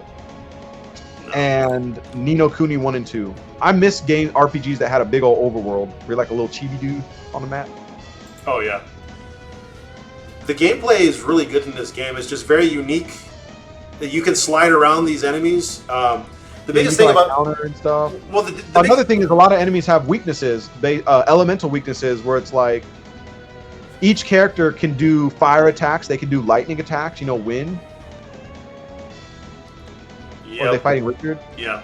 Well, the biggest thing about the gameplay system is in this game, when you're doing attacks, depending on... Because there's like one main button, and then there's your arts button. But with your main button, depending on what diagonal angle you held the directional input, it changed the attack. Go left or right and do different combos. Yeah, left, right, and up or down, and then you can mix and match in between first level, second level, third level, fourth level of those attacks. Yeah. So it added. It took a long time to learn it. Like it has this game has a really steep learning curve on how to maximize gameplay battles. But once you learn it, it's just a great game. This is I would say this is one of the most technical Tales games there is, as far as like gameplay battles and all the mechanics that kind of come into play with it. But it's definitely worth it. I will replay it when it comes out at some point. Yeah, I'm gonna replay it, even though I hated the main story. I might appreciate it more now that I'm an adult. I mean, I was an adult when it came out, you know, but I mean, like, now that I'm a lot older and more mature and I understand a lot more things.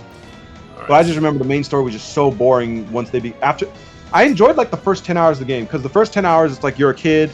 I loved Asbel's attitude. He was just a spunknik, rebellious kid, but then, you know, the time skip happened, and then like, the first 10 hours is you're a kid, time skip, and then you go to the castle to help Richard. It's like maybe an hour and a half. At most. No. Like the first 10 hours of the game, you're raiding the castle from Richard's uncle, and then Richard is king. And then that's not 10 hours. Because you're not playing a kid for very long. It was good like 10 hours. Because the kid part, well, depending on how fast you blow through it, they even have a new game plus option where you can just skip the childhood arc because people said it was boring. I didn't think it was boring. Yeah, the kid part was like 2 to 3 hours.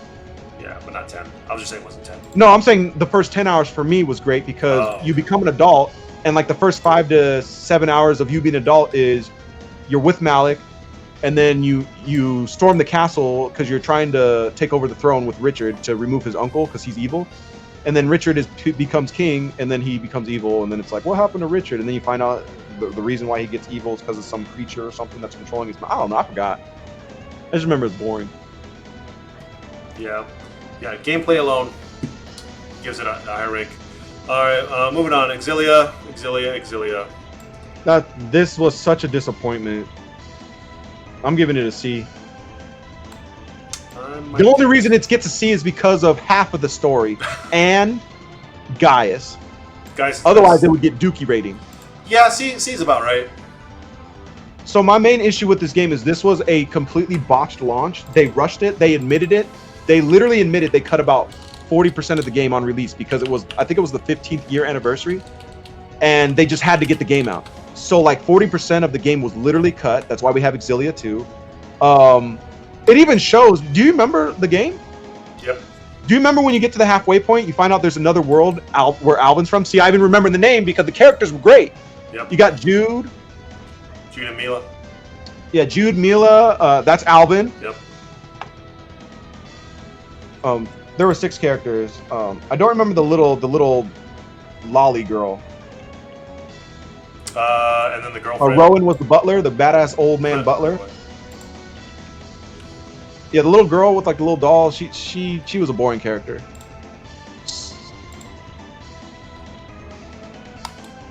Do you remember much of Xillia? I remember enough. I remember. I hated the level design. Okay, so that dude with the hat, the beard. So it was like Tales of the Abyss. There were 6 bad guys, right? Plus Gaius. Like well, I mean, they're technically not bad, but they are. Yeah. They just believe different things, right? So there was like 6 of those guys, right? But like you only fight them, each of them like once, maybe twice, and then that's it. They're dead. Gaius's little soldiers, whatever. Yeah. I thought the battle system was decent. I did enjoy it, especially the flash step that Jude gets later, where you like, you know how you're saying you could sidestep with like you can move quickly in graces. Jude gets this thing called flash step where like you move left or right, and then he like teleports behind the enemy, like slides behind the enemy. It's pretty cool. Yeah. Yeah, and then you have team attacks, which I really liked in this game. The gameplay is good. It's solid. Like there's your flash step. Yeah. But it was a slower Tales game compared to the previous. But it was still enjoyable enough, especially the combo attacks. But the level design really killed it for me. They took out the overworld. Yeah, you had the link system in this game too, which I wasn't a fan of too much. Well, you get the team attacks when you use link system, which I thought was cool. Yeah, like that. But no, do you remember the level design? The level design really made me dislike this game because all the ports look the same. The cities are empty. When you go from one area to another area, you go through like this little forest or rocky area, right? Like this. And it's just empty. You may find 1 or 2 chests by climbing up something or like a bag, but it's the same items throughout the entire game. Yeah, I know you're gripe with certain Tales games is the exploration. No, and this is what I was talking about earlier when it comes to like the developers used to put a lot of thought into the item descriptions. Because in this game, if you remember, in Vesperia, Abyss, Symphonia, you collect materials, and if you have the right materials, you can make a new weapon. Do you remember the rainbow sword in Vesperia? That's one of Yuri's best swords. You have to collect 5. You remember the starfish, the kung fu starfish? Yeah. Yeah, you have to farm the starfish fragments, and there's 5 different starfish colors throughout the game. There's green, blue, orange, yellow, and I think red. And you have to get 5 of each to make like this rainbow sword for Yuri, and it's one of the best swords in the game. I don't think it's the best, but it's one of the best. And if you have the 5 of each, you can craft the rainbow blade. I call it the rainbow sword. I don't remember what it's called. But in this game, all your materials go to upgrading shops. So you can have... do you remember the shop system in this game? No. All the materials you collect, you just donate them to shops, to vendors, and then the shop will quote-unquote upgrade, and maybe it'll have new items for you to buy. I really hated that because it made farming for enemies, for like materials, like non-existent and boring. It's like, okay, why would I go search for this one enemy to get this specific material to upgrade my weapon when it doesn't exist in this game? Right. And then the towns and cities were very bare bones. Like you just run around an empty city. Like this city looks really pretty, right? But most buildings you can't go in. Hey, I know you. Uh-oh. Too. This was the school. This was the university. That's where she's from, because she was a teacher, right? Teacher? No, her and Jude are students. Well, maybe I'm thinking the second game then. Yeah, so this city was really pretty, but like there's nothing to do. It's just empty. Like when I say empty, I mean like this. You just run around. You can't go into all these buildings. You can only go into like 1 or 2. There's no hidden wandering chefs. That's another thing. Oh, here's your armor shop stuff. Yeah, you donate materials and then you level it up, right? You donate materials to level up the weapon shop, level 43 weapon shop, and here's some new items to buy. I hated that. I really hated that. Yeah, it just did it right here. See, here's your new items. It's so boring. It's so lazy. Because like in the previous titles, the developers were like, hey, if you have these 3 or 4 materials from these specific enemies, you can make this sword or this know bracelet or these pants. And that's another thing, the magic lens, where you use a magic lens to get info on a character, and it'll tell you like their item drops and stuff. They took that away. You know what's crazy about the magic lens though? Going back and thinking about it, it adds a layer of depth where you get to a point when you understand what it's really designed to do. You're always buying magic lens and you're always using them so you know how much health an enemy had, what's their weakness, Eventually, after you using, because sometimes you had to use 2 because it wouldn't tell you everything about their stats. It told you the materials that they drop. It told you if it was a specific item that you had to steal.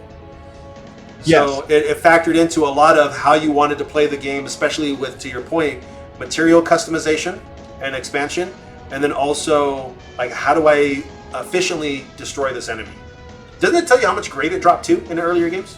Or not grade, experience, like health, MP, experience. Not sure. Well, that's one thing I miss about the Magic Lens is, you remember the collector's book or the monsters guide? Yep. They started taking that away when it comes to like if you wanted to 100% the game and finish the collector's book, which was this was an incentive to do New Game Plus. It's like, hey, the monsters guide that you did for Symphonia, for example, because Symphonia was huge because they started this. It's, hey, there's like 250 monsters in the game. You beat the game, you only found 211 monsters. It's like, what? I fought more monsters than that, because if you fight a monster, it'll show up in the monster book, but it'll have a question mark because you didn't Magic Lens it to get the details. Is this Abyss? No, this is Symphonia. Symphonia? Yes. Oh, okay. So yeah. So you'll see. This is one that shows you. This is a completed one.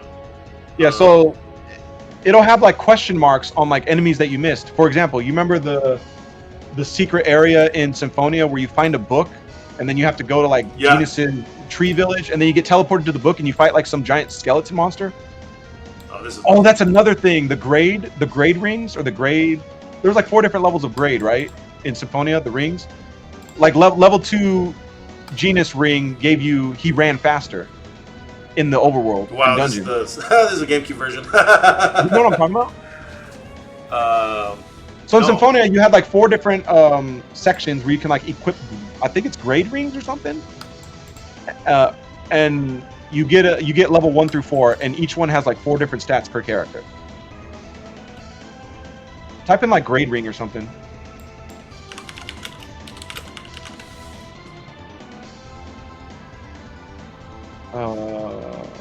Grade tip? Okay, grade tip, yeah. Grade tip, maybe? I forgot it was. But each character has like 4 slots.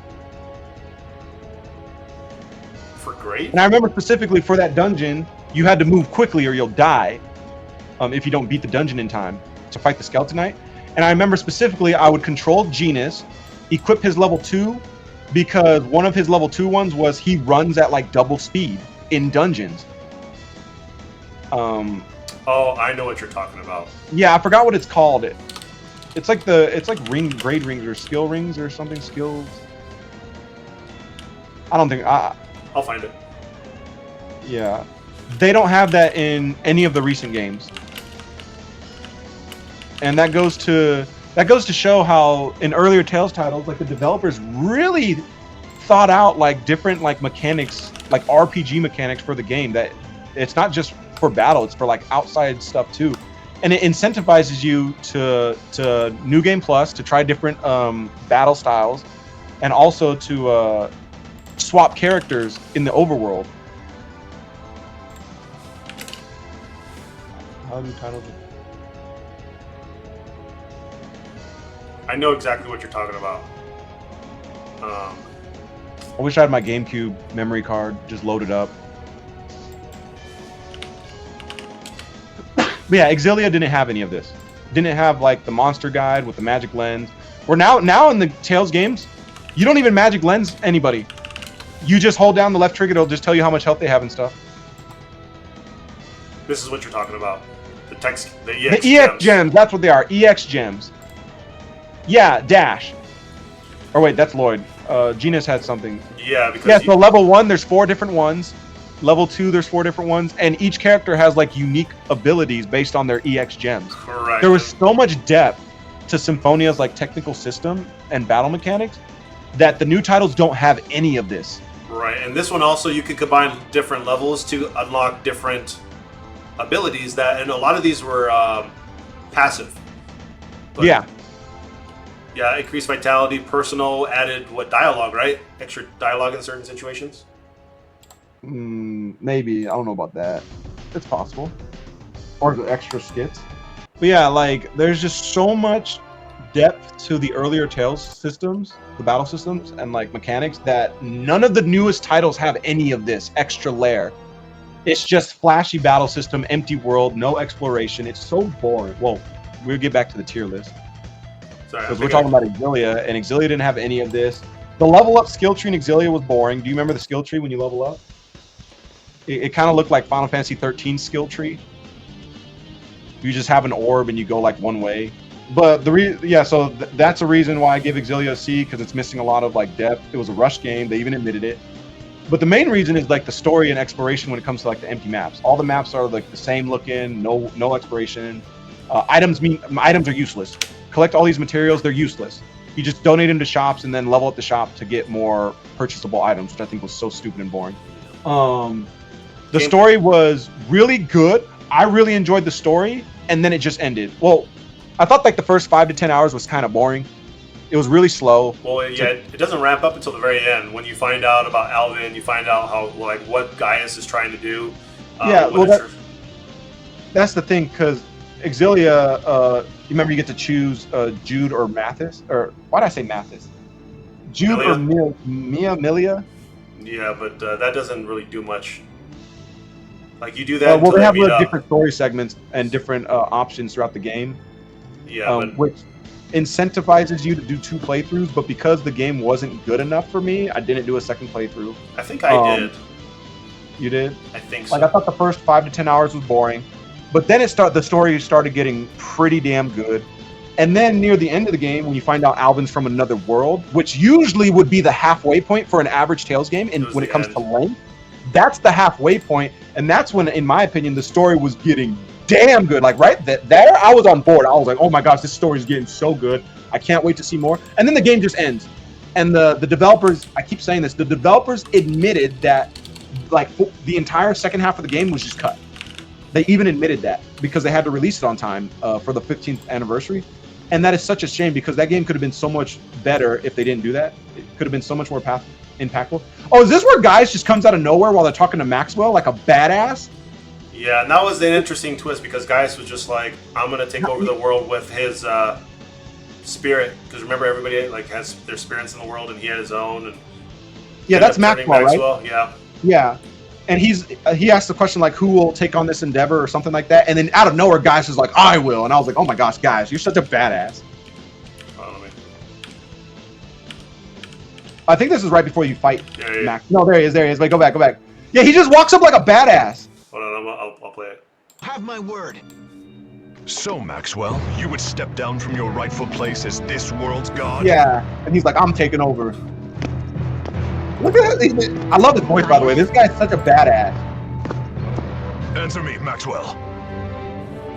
I have grown weary of I'm just tired. Being at the mercy of human hearts. I just want to die. Maxwell. No, but guys, like this is like then I shall this is the end of the game. Like after this, you fight Maxwell, you beat him, then this scene happens. And then like literally like not even like 30 minutes to an hour later, you go to like this dungeon area, you just jump off a bunch of rocks, and then you fight Gaius and game over. Then I certainly will. Not so fast. I'm afraid that's not going to work for me either. I'm pretty sure if this game got the proper development time that it needed, like an extra year, and they actually didn't cut anything out, this game would probably be like an A rank for me because of the story. Oh yeah, he brings in the guns. Lance of Kresnik. You know what? I'll be honest. I'll probably play this game again if it gets remastered, because that twist with... Yeah, this is the part. You just jump down a couple rocks, and then it's end game. Just like that. Does that say 104 hours? Oh, 1 day, 4 hours. Okay, so... What was that, like 30 hours? Yeah. Yeah, and then you fight Gaius and Muse, or whatever her name is, and then it's the end of the game. Yeah. Where'd you... See, like this over here, this animation stuff in the corner, I love games when they do stuff like that. When they just have like animated pictures and whatnot. Yeah. But yeah. And the skits. The game was fun. We'll talk about that in a minute. That's one thing that... Well, you didn't play Arise. Yeah, that girl... with the puppet? That girl... Oh my gosh, I have such a thing against lollies now. So number one, I'm not a fan of lollies, right? You know what a lolly is? Yeah, like, little adult girl. She looked like a little child. Yeah, but she's like... Yeah. Ever since Abyss and Annis, if a lolly isn't like that, I hate lollies. Annis was such a smart mouth and like a badass. Yeah, she was just a smart ass. And she was always hitting on Luke. Oh, it was so great. I love Annis, but like all these other lolly characters that they put in Tales games, which I'm not a Just fan games of. in general. Rowan was such a badass. Grand finale. Like, see, these characters are just cool, but like I just wish the game was just better overall. Look at this. That's such cool art. Like they could have this game could have been an S tier with proper development time and actually like good exploration, and if it had an overworld. What's after this? What's the next game? Number 2. Dookie. Dookie. Did you finish it? You did, right? I did. I did play this game twice. I did not finish it. That game is dog dookie. I don't care what anyone says. A lot of people who played Xillia 1, they're like, oh, I loved Xillia 2. No, that game is dog dookie. That game is dookie butter dookie. Silent protagonist. I hate silent protagonists, right? It's your pet peeve and in video games. That's probably your number one pet peeve in video games. Well, my number one pet peeve is the illusion of choice. Do you remember how like so you have a silent protagonist, but sometimes in the game it'd give you a choice, right? Like, do you want to do this main character? Choose A or B. I choose B. And then they repeat the same, like, no, you don't want to choose B. Do you want to choose A or B? I choose B. I don't want to do this. No, that's not what you really want to do. And then it'll keep repeating it until you choose one specific answer. And then the debt system, don't even get me started with the debt. You start out with like $20 million. Wow, I totally forgot about that. So stupid. So this game, you'll notice the animation or the graphics are lower quality than Xillia 1 because they made this game in less than a year. This was and probably not only rushed that, as well. 90% of the map is the exact same area from Xillia 1. Like this place is new.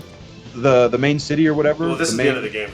But yes, so we talked about it earlier with Dawn of the New World.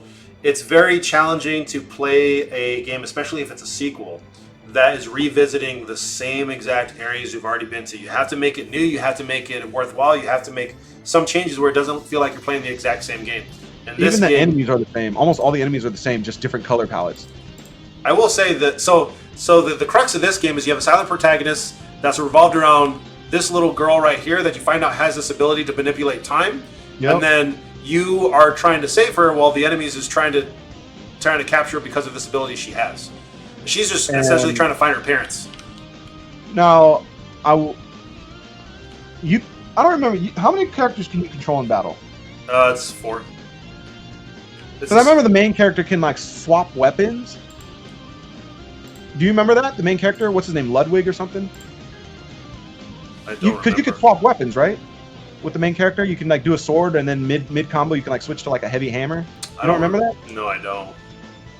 So you don't remember because this game was at. But my biggest issue with this game, well, I have a lot of issues with this game, but one of my biggest issues with this game is all the characters from the first game. For example, Gaius is back, right? Yeah. But he's no longer like, he's like a doctor or something, or a scientist. Like the characters from the Xillia 1, it kind of is like the events of the first game didn't happen, even though they did. You know what I mean? Because this game takes place like 5 or 8 years later or something like that. Yeah. Like this also confused me because that girl's supposed to be dead. Oh, where is she? You said this is the end of the game? No, I backtracked. I don't remember this part. Is this an illusion? No, this is part of the story. Because they died in the first one. Oh, they literally died. Is this an illusion? Yeah, it's an illusion. I think, for guys, it's an illusion. Yeah, for guys, because they're dead. The game takes place after Tales of Xillia. But you know what I mean? Like, Jude's a doctor. You know, he graduated school. But like, they act like the events of the first game never happened. Do you know what I mean? Kind of. Like they did happen, but it's like it's not integral to the story. Yeah. Pretty much in this game, you are the main silent protagonist. You end up having the girl who doesn't fight. She's just someone you're taking care of. And then you run into all of the previous characters the main characters from the previous game, and you end up ironically recruiting them, even though you don't talk. And then decisions that you make in the game change somewhat of the outcome in the dialogue. So I think that's what you were talking about as far as the illusion of choice. They make it sound like it's going to be like this a different path, but it's not. Oh, I forgot he had this ability where he could power up. Yeah, and he can also like switch 3 different weapons on the fly. Like yeah, sword, hammer. One thing I can't stand about games that have main characters that have amnesia, like you have to make it work. Like this character doesn't know or remember anything, and you're unlocking his memories. Amnesia? Yeah, he doesn't remember anything. He just kind of wakes up well, and he's just like, I "Where am forgot I?" about that because I hate characters that have amnesia. You have to make it make sense. It's just like I don't remember anything, and we're just unlocking my memory. Like it doesn't work if you're just kind of making stuff up on the go. So Tales of Arise does that. Oh yeah, because he has a missing memory too. He knows he's a Tales soldier, of and that's Arise, it. the main character has amnesia, and then you unlock more of the story, and he starts remembering as you progress. And I always hated that, but I get why they do that. It's like, oh, mystery of what's really going on, and who is this guy, and who are these people, and why is there war and slaves and stuff. And it's like, I don't want a character with amnesia. I hate that, but it doesn't work in this game. It works in Arise, even though I don't like it. But no, Xillia 2, dog, Dookie dog. Yeah, it goes in B tier because Money grab. they improved on the gameplay, but that's about it. I enjoyed it for what it was. Like I beat the game. Like typically, I'm one to like play through a game, even if it's bad. I did it enough to play the second side because there is two sides to that as far as like some decisions and whatnot. But it's not a proper sequel. We're noticing the two Tales games that got a sequel. It's not a proper sequel. yeah, I know where you're putting this game. How do you know? Because I know. How did you know? I know. If there was if we had a list that's worse than Dookie, Zesteria would be on the list. Because in my opinion, Zesteria is the worst out of all the games. Really, Tales even games that I've played. worse than Xillia 2? Yes. Oh wow. I would rather play Xillia 2 again than play Zesteria again. Zesteria I thought was dog shit, and a lot of people they think it's like a great game. No, it's not. You do one button combos. The maps are absolutely empty. Exploration is non-existent. We didn't even touch on cosmetics in the game. Before, in the earlier Tales games, you do side quests and find a bunch of secrets to unlock multiple cosmetics for different characters. Yeah. Well, since Vesperia has a lot of cosmetics you can earn, but they also had some DLC outfits that you could buy. And then Graces had a lot more, but you still had a good amount per character, right? Xillia 1 started it where you only get a few costumes you can unlock, and then you have to buy the rest from the shop. I mean, there's like 20 costumes you can buy per character from a costume pack for Xillia 1. Xillia 2. Zesteria had that, where like the main characters, you only have like 2 or 3 outfits you unlock, and they're boring. And then you could buy like 20 different cosmetics per character. Beseria did the same thing. Arise did the same thing. I hate that. I just want to throw that in there because it's so annoying. Zesteria, I thought was just dog shit. Now, I will say, it's a pretty good-looking Tales game, right? Oh, yes, compared to like the previous ones. Yeah, this was a PS4 exclusive. I don't even remember the characters' names because I thought the game was so bad. I like the design of the main character a little bit. He's a decent character. I didn't like what's it called, the arts, the armitage, I think it's called, where you combine with the spirits to get like a different. I don't remember. Remember you because you have you, and then there's spirits that only certain people can see. Oh yes. And then you fuse with them. I think it's called the armitage system, and then you like become like a super soldier. I thought the story was boring. I thought the characters were boring. Yeah, see, those are the spirits. Yep, because every character has my one biggest spirit. Issue, the battle system was boring. Remember, we were talking about how the earlier battle systems there's so much depth. Yeah, there it is. There's so much depth and oh, that's right. Because I see what you're talking about. Because you did merge with them. Yeah.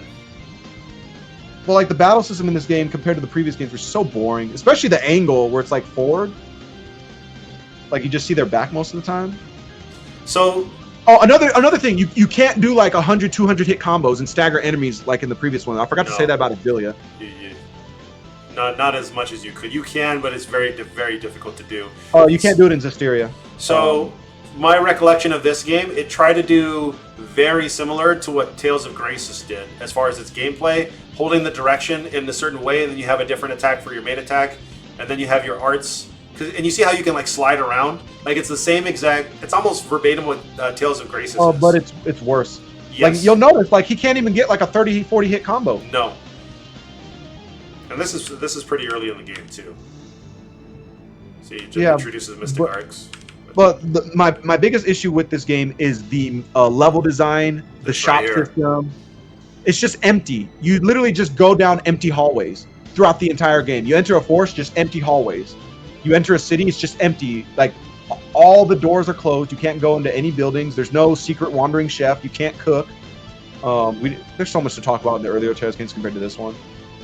The UI items is nice, in this game, the items are so lazily done in this game. Remember I told you you find a broadsword, and then you'll find a broadsword +2, and then you'll find, like, later in the game, you'll find a broadsword +5. And then you go to the shop and you donate the materials to just level it up. Her name's Rose. I remember she's like some assassin chick. Yeah, There's DLC with her. She's the good girl, bad girl, good girl. I remember Japanese fans, there was a lot of backlash because I forgot about that Michael Jackson looking dude. There was a lot of backlash because, like, oh, here you go. Here's your +1, +2 weapons. wait, what is that? Yeah, and you'll find the same items throughout the entire game. You'll find, like, the same 5 to 10 items over and over. So every time you find, like, a chest around a corner, it's not exciting to open. It's not like, ooh, what I get? I can't wait to open it. It's like, oh, why am I opening this chest? This is a waste. And this is what you didn't like about Dawn of the New World and, not Dawn of the New World, which, Graces 2. So the more you use a specific weapon, the more you level it up, and then you unlock different abilities. Oh, remember how they have these, like, specific, like, arts or styles? There's like 7 or 8 of these, like, symbols, and they all represented a certain, like, category. And the more you leveled it up, the more you, like, went into other sections. Yep. Yeah. This is my C category. So I think the main girl, she's not even in the game most of the time. I think her name's Alicia. I forgot. The girl with the suit of armor. She's not in any of these cutscenes. There was some backlash around the game from diehard fans because they advertised her as being, like, the main character, and then she's not even in the game 90% of the time. I remember this dude right here, Dezel. Yeah, see, Dezel. Oh, that is his name, huh? Well, yeah, I don't even remember these characters. The only character I remember is Edna because she's in Beseria. Now, I don't know if you remember this. A lot of people don't know this, but this is a sequel to Beseria. Beseria took place, like, thousands of years before this game, or hundreds of years. I think it's thousands. Yeah, I don't remember that. Yeah, Edna's a spirit. She's she was looking for her brother, right? Yeah, Aizen, who turned into a dragon. Yeah. Aizen is one of the main characters in Beseria. He's a badass. This, I think, if I remember correctly, the most you'll have in your party at one time is 4 because the characters end up just keep, like, leaving and you get a different character, right? Isn't that a thing? Yes. Eventually later on, though, like, you can swap them out. But yeah, they're like, the assassin girl leaves. The Alicia keeps leaving. Is this the Wind Temple? Like, the dungeons were so boring. Yeah, I know what you feel about the dungeons. Hold on. Is there a way to not watch battles? Or it's a walkthrough? Go to part 24. Like this. Beseria and Arise have the same thing. Like, look, it's just empty hallways. These dungeons are so boring to explore compared to Symphonia, Abyss, Vesperia. Now, some dungeons in Symphonia, Vesperia, Abyss were empty like this, but because of the fixed camera angles, they were able to hide stuff, right? Like, behind corners and, like, have, like... And they also had, like, little puzzles throughout the dungeons to unlock, like, hidden items and stuff. Yeah, Symphonia, the Sorcerer Ring. Oh, Vesperia had it, too, where you could, like, shoot stuff and break stuff. Yeah. Abyss also had that with Mew. Or you could, like, burn a bush to go behind it to, like, a little secret area. Yeah, you're not getting that here. You're not getting any of that here. You're just running in this boring, empty dungeon. Mikleo, that's his name. Yeah, I don't even remember their names because they were so boring. Yeah, this is the open world. Like, look how empty these maps are. Now, mind you, a lot of people argue, like, older RPGs, they were all like this. Like, empty world. It's like, yeah, but the older RPGs had, like, a lot of, like, artistic designs. So this is the city. There's invisible walls everywhere, stuff blocking you everywhere. Yeah. Anyway, I thought this game was dog shit. I'll never play it again. I will never play it again. I've seen some people say that they loved this game. They thought it was fun. And I was like, how? I mean, everyone has their own opinion. Like, see, it's just empty. You're just running across this map, this empty map. Xillia started this, by the way, these little open world areas, instead of having an overworld. Yeah. Like, the design is just dog shit.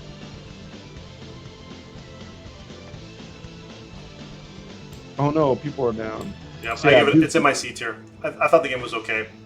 I mean, I enjoyed it for what it was. I had fun with it. Will you play it again? Nope. That's a D. Not or below. Have you never played again? It's a D. I have to skip these because I didn't play either of these. You're not a true Tales fan. So Beseria, I give a... So this is hard. It's between a B and a C. No, Rise is a D. Oh, really? Okay. Yeah. I mean, I did not like it, but it's not Dookie. Beseria. I wish there was like another category, because Beseria has such a phenomenal story. In my opinion, Beseria has an S tier cast and an S tier story. Well, minus one character. One character in Beseria, it's like a little boy. He's okay. So that's the main character. You'll see giant open map with it's just empty. That's almost every map. Just these giant open maps that are just empty. Magilu, where's Magilu?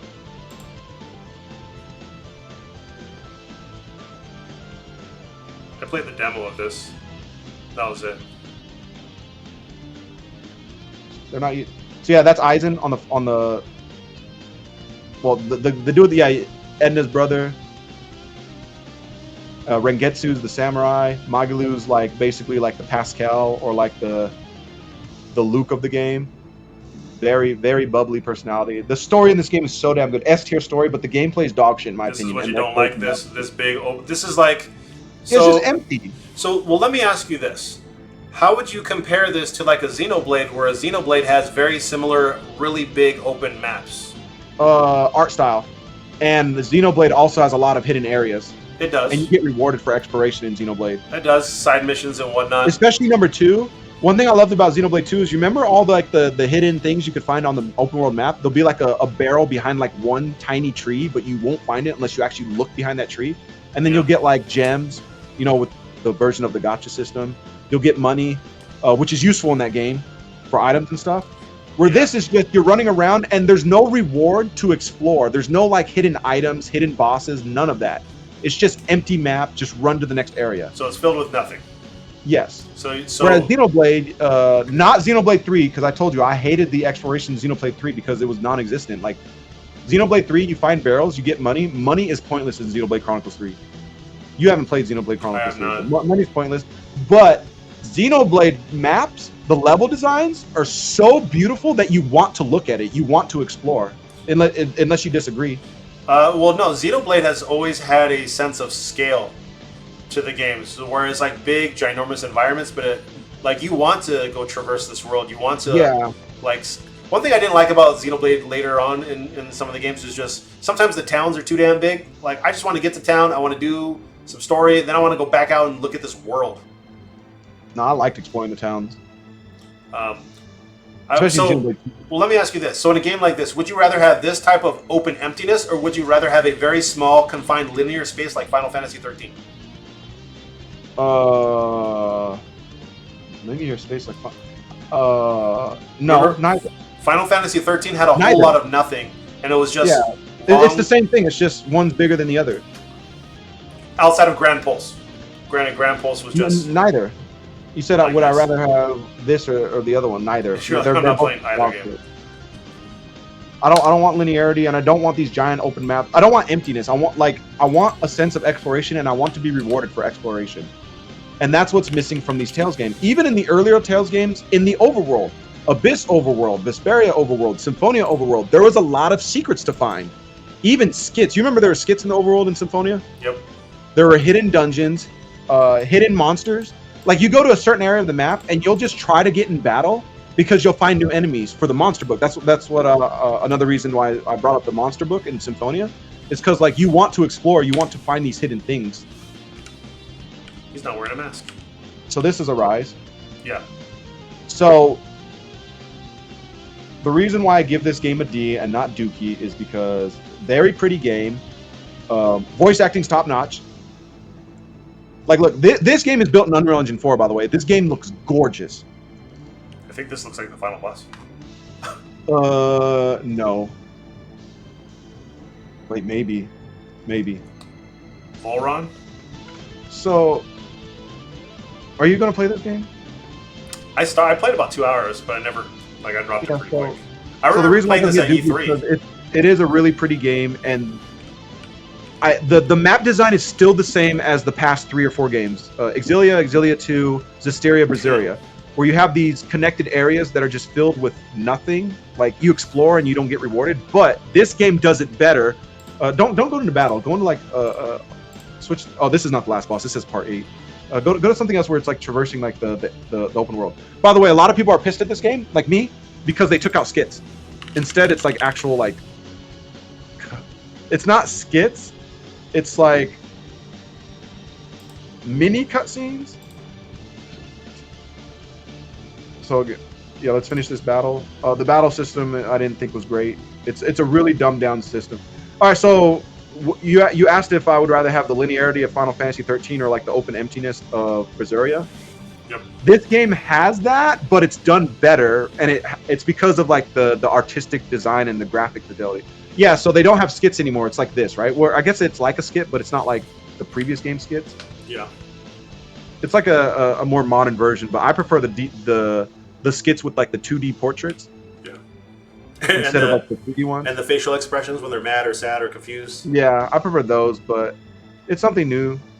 Like you'll see like this map. You fast forward? If we can get to it, yeah. All right, start running around. Oh, and you can sprint.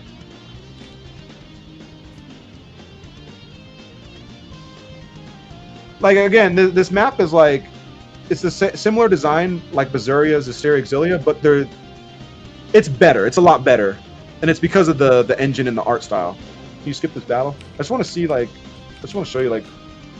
So there's just a chest there sitting out in the open. Oh my gosh, this is a horrible video. Yeah, this is I don't know. It's hard to find stuff for these type of games. There you go. Like you can sprint. And there's a lot of verticality in this game as well. Like you can go up, you can go down. Sometimes you'll find something behind a waterfall. But again, like the rewards for exploration are like non-existent. Like you don't really get rewarded. The battle system is overly grindy and overly spongy. So you play on normal, and a main boss will take you forever to beat. And getting money in this game is very hard. You literally have to grind for hours just to get a little bit of money to be able to buy the next item. And they did that on purpose to encourage you to buy cosmetics from the online store. Oh, you can swim in this game? Oh yeah, you could swim. Yeah, so he just found a hidden chest, right? Great, I'm being rewarded for exploration, but when you open it... Rock wall. like, it's like such a shitty item, you know what I mean? You get... So my biggest, real big issue I had with this game was money. You get like no money in this game. It's horrible. Because you know how a lot of RPGs, you go to a new town, you want to upgrade all your materials and stuff? Yeah. But in this game, it's so hard to get money. So there's no balance. Yeah. You can cook in this game, and it'll give you like buffs. Like that last like 30 minutes, an hour, I think some are even 2 hours. Which is cool. Maybe that's why they're doing these remasters to get people playing. They're like, yeah, people don't really like our new games as much as our old games, so let's just re-release our old games. No, that's not true. The opposite is true, which is why I'm mad. Because most people jumped on Tales through Zesteria, Beseria, or now Arise. Arise was the best-selling Tales game to date. Really? It sold like 2 million copies. And why is that? Because it's a very pretty game with a very flashy battle system, but there's no technical depth like the previous games when it comes to the battle system. It's just over-the-top flashy like Devil May Cry. And like enemies are so spongy. Let's not even talk about the harder the difficulty, the less experience you get. I always thought that was stupid. I think Zesteria started that. Wait, say that again? The harder the difficulty, the less experience you get. Oh. I'm pretty sure Zesteria started that, which I think is stupid. Why am I getting punished when I'm raising the difficulty? I get less experience for putting it on hard mode? That makes no sense.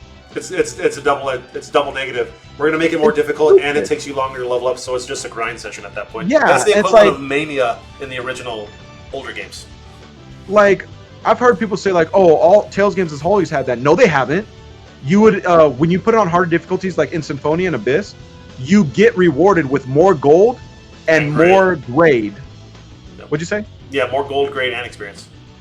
I'm not. Do you get more experience? I don't remember. I remember gold and grade for sure. Well, there was a multiplier as well that factored into all those too. Yeah, so I thought that was really cool, but Zesteria and Beseria in particular, I think this game has it too. I need to go check. When you put on a harder difficulty, you get less experience, and I think that's so stupid. Why are you punishing the player by giving them less experience for playing it on a harder difficulty? That makes people not want to play it on a harder difficulty. Yeah. So you didn't play these games. I thought the story in this game was eh. In Abyss? Like I said, very pretty game. That the maps were a lot better than Zesteria and Beseria, but again, I hated exploring because you don't get rewarded that much. And then the battle system is just, I thought the battle system was not that great, especially how spongy the enemies are. And as you'll see, they're doing the kind of Graces battle system where you got your stars and then you have a bunch of attacks that you can mix and match. You know, you can equip 4 to 8 attacks. Oops.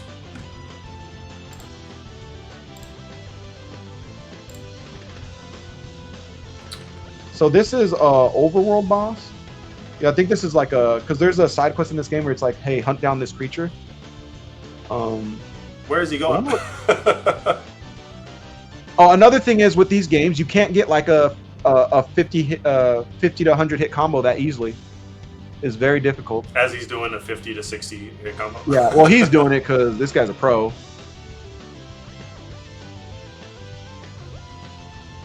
Yeah, it's pretty much reset because you got to dodge. Like, you're dodging in this game, you're not dodging in other games.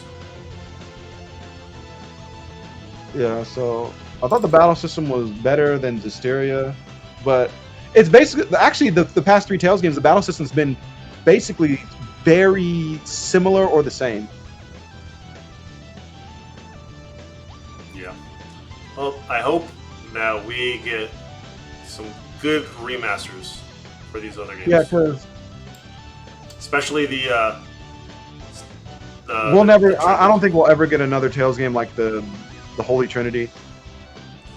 I've tried talking to the producer. The Dookie Trinity. He's messaged me a couple times on Twitter, but a lot of my or X, whatever you want to call it, a lot of my comments or questions go unanswered. But he has responded a couple times, which I thought was cool. But I would love to just sit with the creators of the new Tales titles and just talk to them about everything that I think is great and bad about the newer modern titles versus the original titles. Especially when it comes to like map design and exploration. Like Fell Arms, I don't even think exists anymore.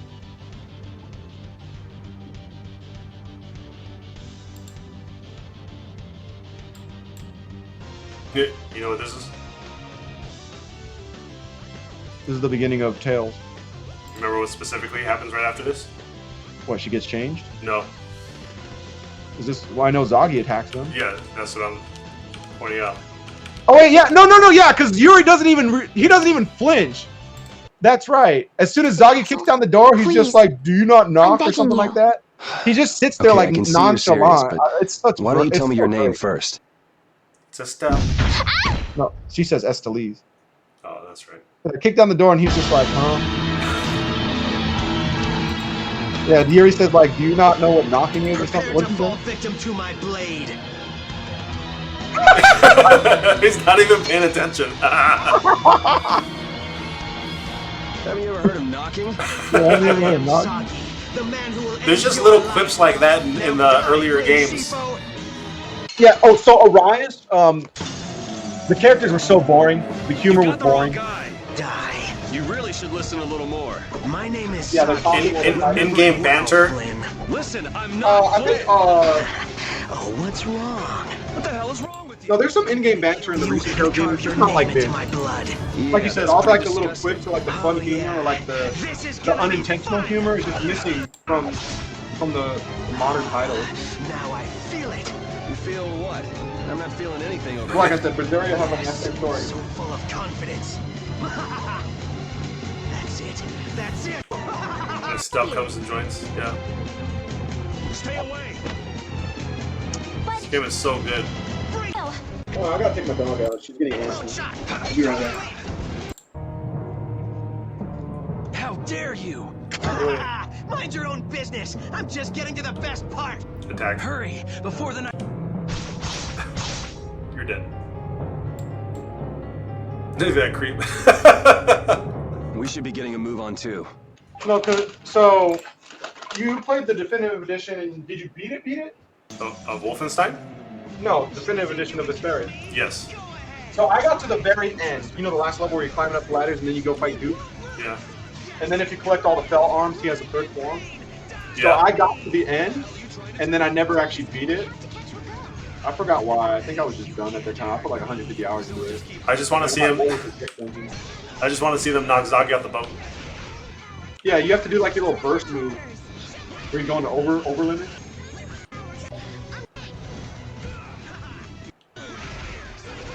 Yeah, he gets knocked off and then he pissed. Yeah. There you go. Wait, go back. Wait, did he skip it? Yeah, just clap. And then he comes back up. He's like, "How dare you?" That's nice. You're good. Oh, that's nice. Great. Yeah, great. Ugh. Yeah, so I'll just put it on easy mode and beat Duke, and then start a new game playthrough NGP. and do my grade shot. Because I spent a lot of time grinding to get my grade up. Because I always loved every Tales game. I always loved beating it once, unlocking the grave shop, getting times 10 EXP, and then beating it a second time, but playing it on the hardest difficulty. But because you get times 10 EXP, you level up quickly. Right. All right. So I did not do that with Xillia 1. Didn't finish Xillia 2. I did not do that with Zesteria. I did not do that with... Oh! Now I'm thinking, do grade shops even exist anymore in the new Tales titles? I don't play 2 playthroughs anymore because I hated them. I don't know. Because the grade shop isn't like it was before. No, I think Zesteria had it, but I think it only mattered at the very end of the game. Okay, so Like, Arise does not have a grade shop. That is criminal. Okay, can you change my ranking to Arise to Dookie? It does not have a grade shop. It's less of a Tales game and more of a just an action RPG. No And replay anybody value. who questions this, yes, no grade shop, you get Dookie rating. Let me see if Beseria has one. I don't have anything in my A tier. Wait, Beseria, did they take it out? Grade shop. I had Graces in my A tier, and you made me dock it down to B tier. You can buy the shop levels in grade. They replace those items with new. Yeah, I remember Xillia. Xillia 1, they started changing the grade shop, which had like plus 10 EXP and stuff. It like Xillia had it. It was just different. Like you don't earn grade in battle. You like get it through achievements or something. MKF, you still here? Good to see you here. So we have the same S tier. I've got B and C, and then you got some more in the Dookie tier. We both have pretty much. We missed the first 5 here, and then I didn't play Beseria or Rise. You didn't play Dawn of the New. I'm sorry, Radiant Mythology, which is dumb, and then Tales of Hearts are. No, yeah, I just looked it up. Tales of Xillia, you earn grade by getting titles instead of through battle, which I thought was criminal. Ugh. You just can't grind for it. You have to just find it. Yeah, there's a lot. This is why I like the modern Tales games. Just there's so many things that they took away that just suck. So normal shot. If you were to take away Vesperia, because that had an ultimate remaster, if you take away Vesperia and then Zesteria moving forward, what's the game you want remade the most? You Wait, personally. Are you talking to me or MK? You. Which game do I want remade the most? Out of the ones we've played? Out of just all the ones, period. Which is pretty much the ones we've played. Well, I want Abyss remade the most.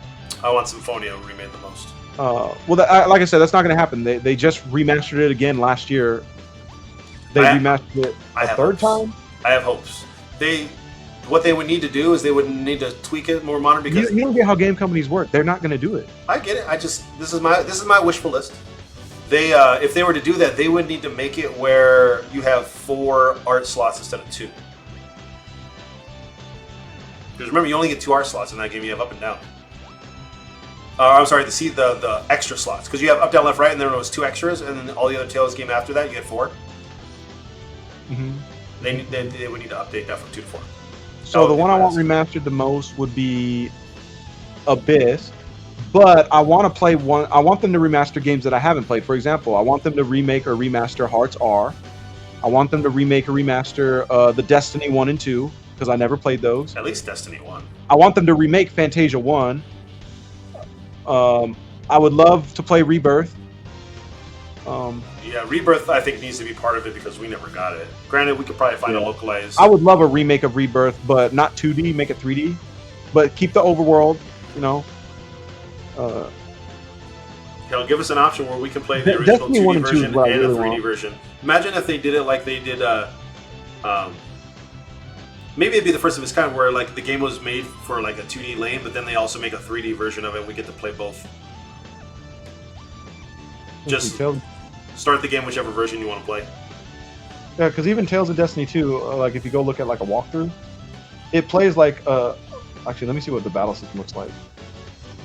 It plays like It's almost 1 a o'clock. Tales I gotta game. get to bed. I gotta wake up at 7.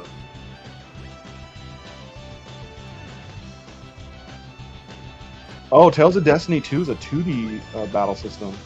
Yeah, they both are. Oh wow! But they have an overworld. So yeah, Abyss. I definitely want updated 60 FPS, 120 FPS, 4K resolution. But definitely Hearts R, because I really wanted to play Hearts R. I hated the translation. I want a proper remaster localization of Hearts R. Yeah, they would have to polish it up real nice. Like, Well, you saw Graces, like these remasters, like they're not improving like the graphics when it comes to like modern designs. Like it's not gonna look like an anime. Like Tales of Arise, that game is just gorgeous. yeah, I don't see it going to that level, but Hearts R would have to go up to a level of like Graces or even Symphonia, because Hearts R is super choppy because it was on the Vita. I wonder how much they can improve just by remastering it, because it was on a portable. It was on the DS first, and then it was on the Vita. I mean, if they could, they could do that. It just depends on to what level. So if you look at Tales of Abyss from PS2 to 3DS, huge improvement. If you look at kind of what they did a little bit with Vesperia looks a bit polished when you look at the newer version, even though it's for the same console. Well, but it was a PS3 nice game. because of the an cell Xbox, shading so- art form. Yeah, it is a little bit easier. If you look at Graces, you can tell the differences from PS3 to now. So they could polish it up real nice. It just depends on to what degree they're going to do it. I'm surprised Graces is getting a 120 FPS remaster, Yeah, I mean that's the other thing too. If you because the PS3 was locked at 30 FPS.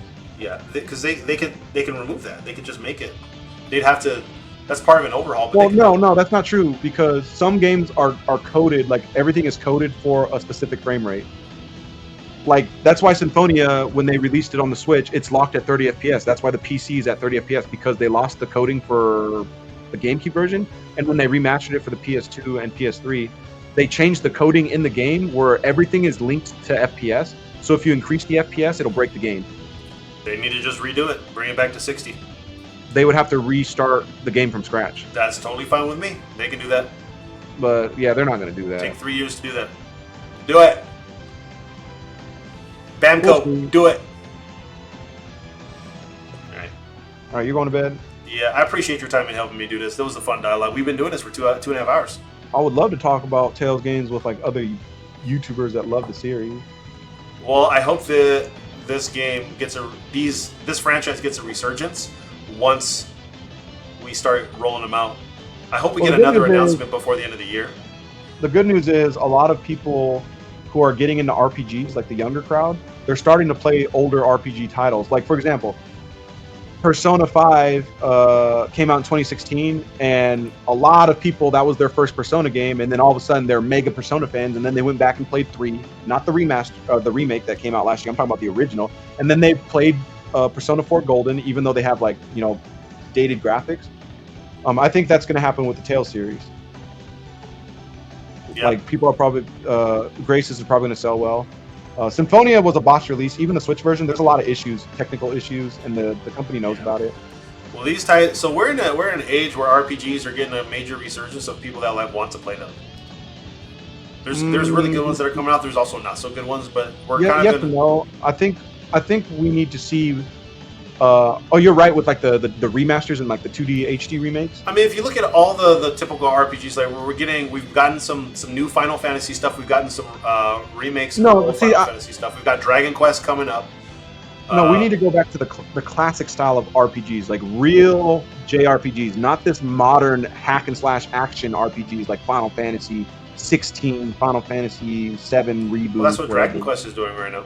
Yeah, Dragon Quest, but yeah, the HD 2D remaster. They brought Live Alive, yeah. Sea of Stars, which I need to play, which is a love letter to Chrono Trigger. Yep. Like that's the type of RPGs we need to get back to, like true JRPGs, not this modern. They're coming back. Like bare bones RPG. They call it a JRPG, but it's really not. It's just an bare action bones. RPG. Yeah. Like. Tales bridges the gap between those, between the modern and then the turn-based. So. I think turn-based. I really want that one game to succeed. The one that looks like Lost Odyssey, Expedition 33. Oh, that was announced at the PlayStation Showcase. Because turn-based has kind of died, but now it's getting kind of like a revitalization because of games like Baldur's Gate 3, turn-based, sold 15+ million copies, and people who don't like turn-based or who never played turn-based, they love Baldur's Gate 3, and now they're starting to play other turn-based games. You just need a game that encapsulates the audience and is fun to play and engaging and has good story, and people will buy your game. Just make a good game. Make a great game. People will buy it. People need to spend their money. Yeah, it's a lot harder than... Oh, yeah. Well, a lot of people making games nowadays are younger people who are not that talented or they're not experienced. Especially Western devs, like they just don't know what makes a great game great. It's you have people making games and they're injecting what they think is cool instead of like what is actually like cool to like an audience. Like Tales of Arise, like best-selling Tales game because of how flashy the battle system is and how beautiful it looks. For a lot of people, it's their first Tales game or second or third after Zesteria. And it's like, yo, y'all don't understand like what's missing from the older Tales titles. Like this game is like literally bare bones compared to older titles. There's so much like depth and art that is just lost. Well, we'll see. We'll be praying. Hopefully we get another announcement before the end of the year. Focusing on graphics instead of like actual RPG elements and like exploration and stuff. We'll see. We'll see what the next Tales game is. We'll probably get a new Tales game for the 30th anniversary, or at least an announcement of the next mainline after Arise. I'm not looking forward to it. I played 4 Tales games back to back that I thought were ass. Now you can go back and play the original good ones. Yeah, I played 4 of them back to back. Where's the tier list? Xillia 2, Vesperia. Now Beseria, the only reason it gets a B is because the S tier story, but the actual game and gameplay was dog shit. Yeah. And Beseria was the first English release that had full voice acting. Even the side quests were all voice acted. I don't know if you knew that. Zesteria, it's not fully voice acted. There is a lot of voice acting, but Beseria, everything is voice acted. I loved it. Is Arise that way? I think Arise is that way as well. We have some catching up to do. Maybe I'll play one of these older games and then play Beseria. Beseria should be the one I play next. Yes, S tier story. You should have been to play. That game came out in 2016. It's been 8 years. Yeah, I know. So much coming out. I play like, smaller the characters in the now. story are so good. I might replay it just for the story. Like I said, I halfway through the game, I just put the game on easy and just rushed through the story and the side quest. Yeah, just kind of blow through it. I'm disappointed I don't have any in the A column. You talked me out of Grace's F. How dare you? But I'm satisfied with my tier list. Well, the story is... I wish Grace's had a better story. Wait, are you saving this tier list? Like, where you keeping this tier list? It'll be saved via YouTube. Okay. 1, 2, 3, 4, 5, 6, 7. 3, 4, 5. 6, I want to make it just a god tier. Wait, how do we both have 7 games we haven't played? Oh, you played Hearts and I didn't play Hearts. Yeah, and then I played Radiant Mythology as a crappy spin-off. Yeah, and you played Arise and Beseria. Yeah, okay. So we're evenly matched. We pretty much the same games we haven't played are the. Well, there's other games. Do you still have that website pulled up? The 30th anniversary. There's like 4 other games that aren't even on this list. There's the spin-off ones, like Tales of the Rays, Tales of Crestoria. Those games I don't even count. This one, whoever these 2 dudes are, this dude The over dude, here, 2 girls. and then this. What's that new one? Does it even say the titles? No, it doesn't. Tales of Arise is the newest game. No, but why is it showing a character there? So that's clearly a spin-off. Unless this is going to be the main character of the newest game. No, there would have been an announcement. Yeah. Tales of Game. Oh, Rise got DLC and everybody shit on it. Apparently it was so bad. See in the DLC. Let's see. Oh, look at this. What? I didn't see this. Tales of series is back, more beautiful and easier to play. Convenient features added to the remastered versions. Oh, it's called Tales of Luminaria. It came out right after Horizon 2021. Is it a mobile game?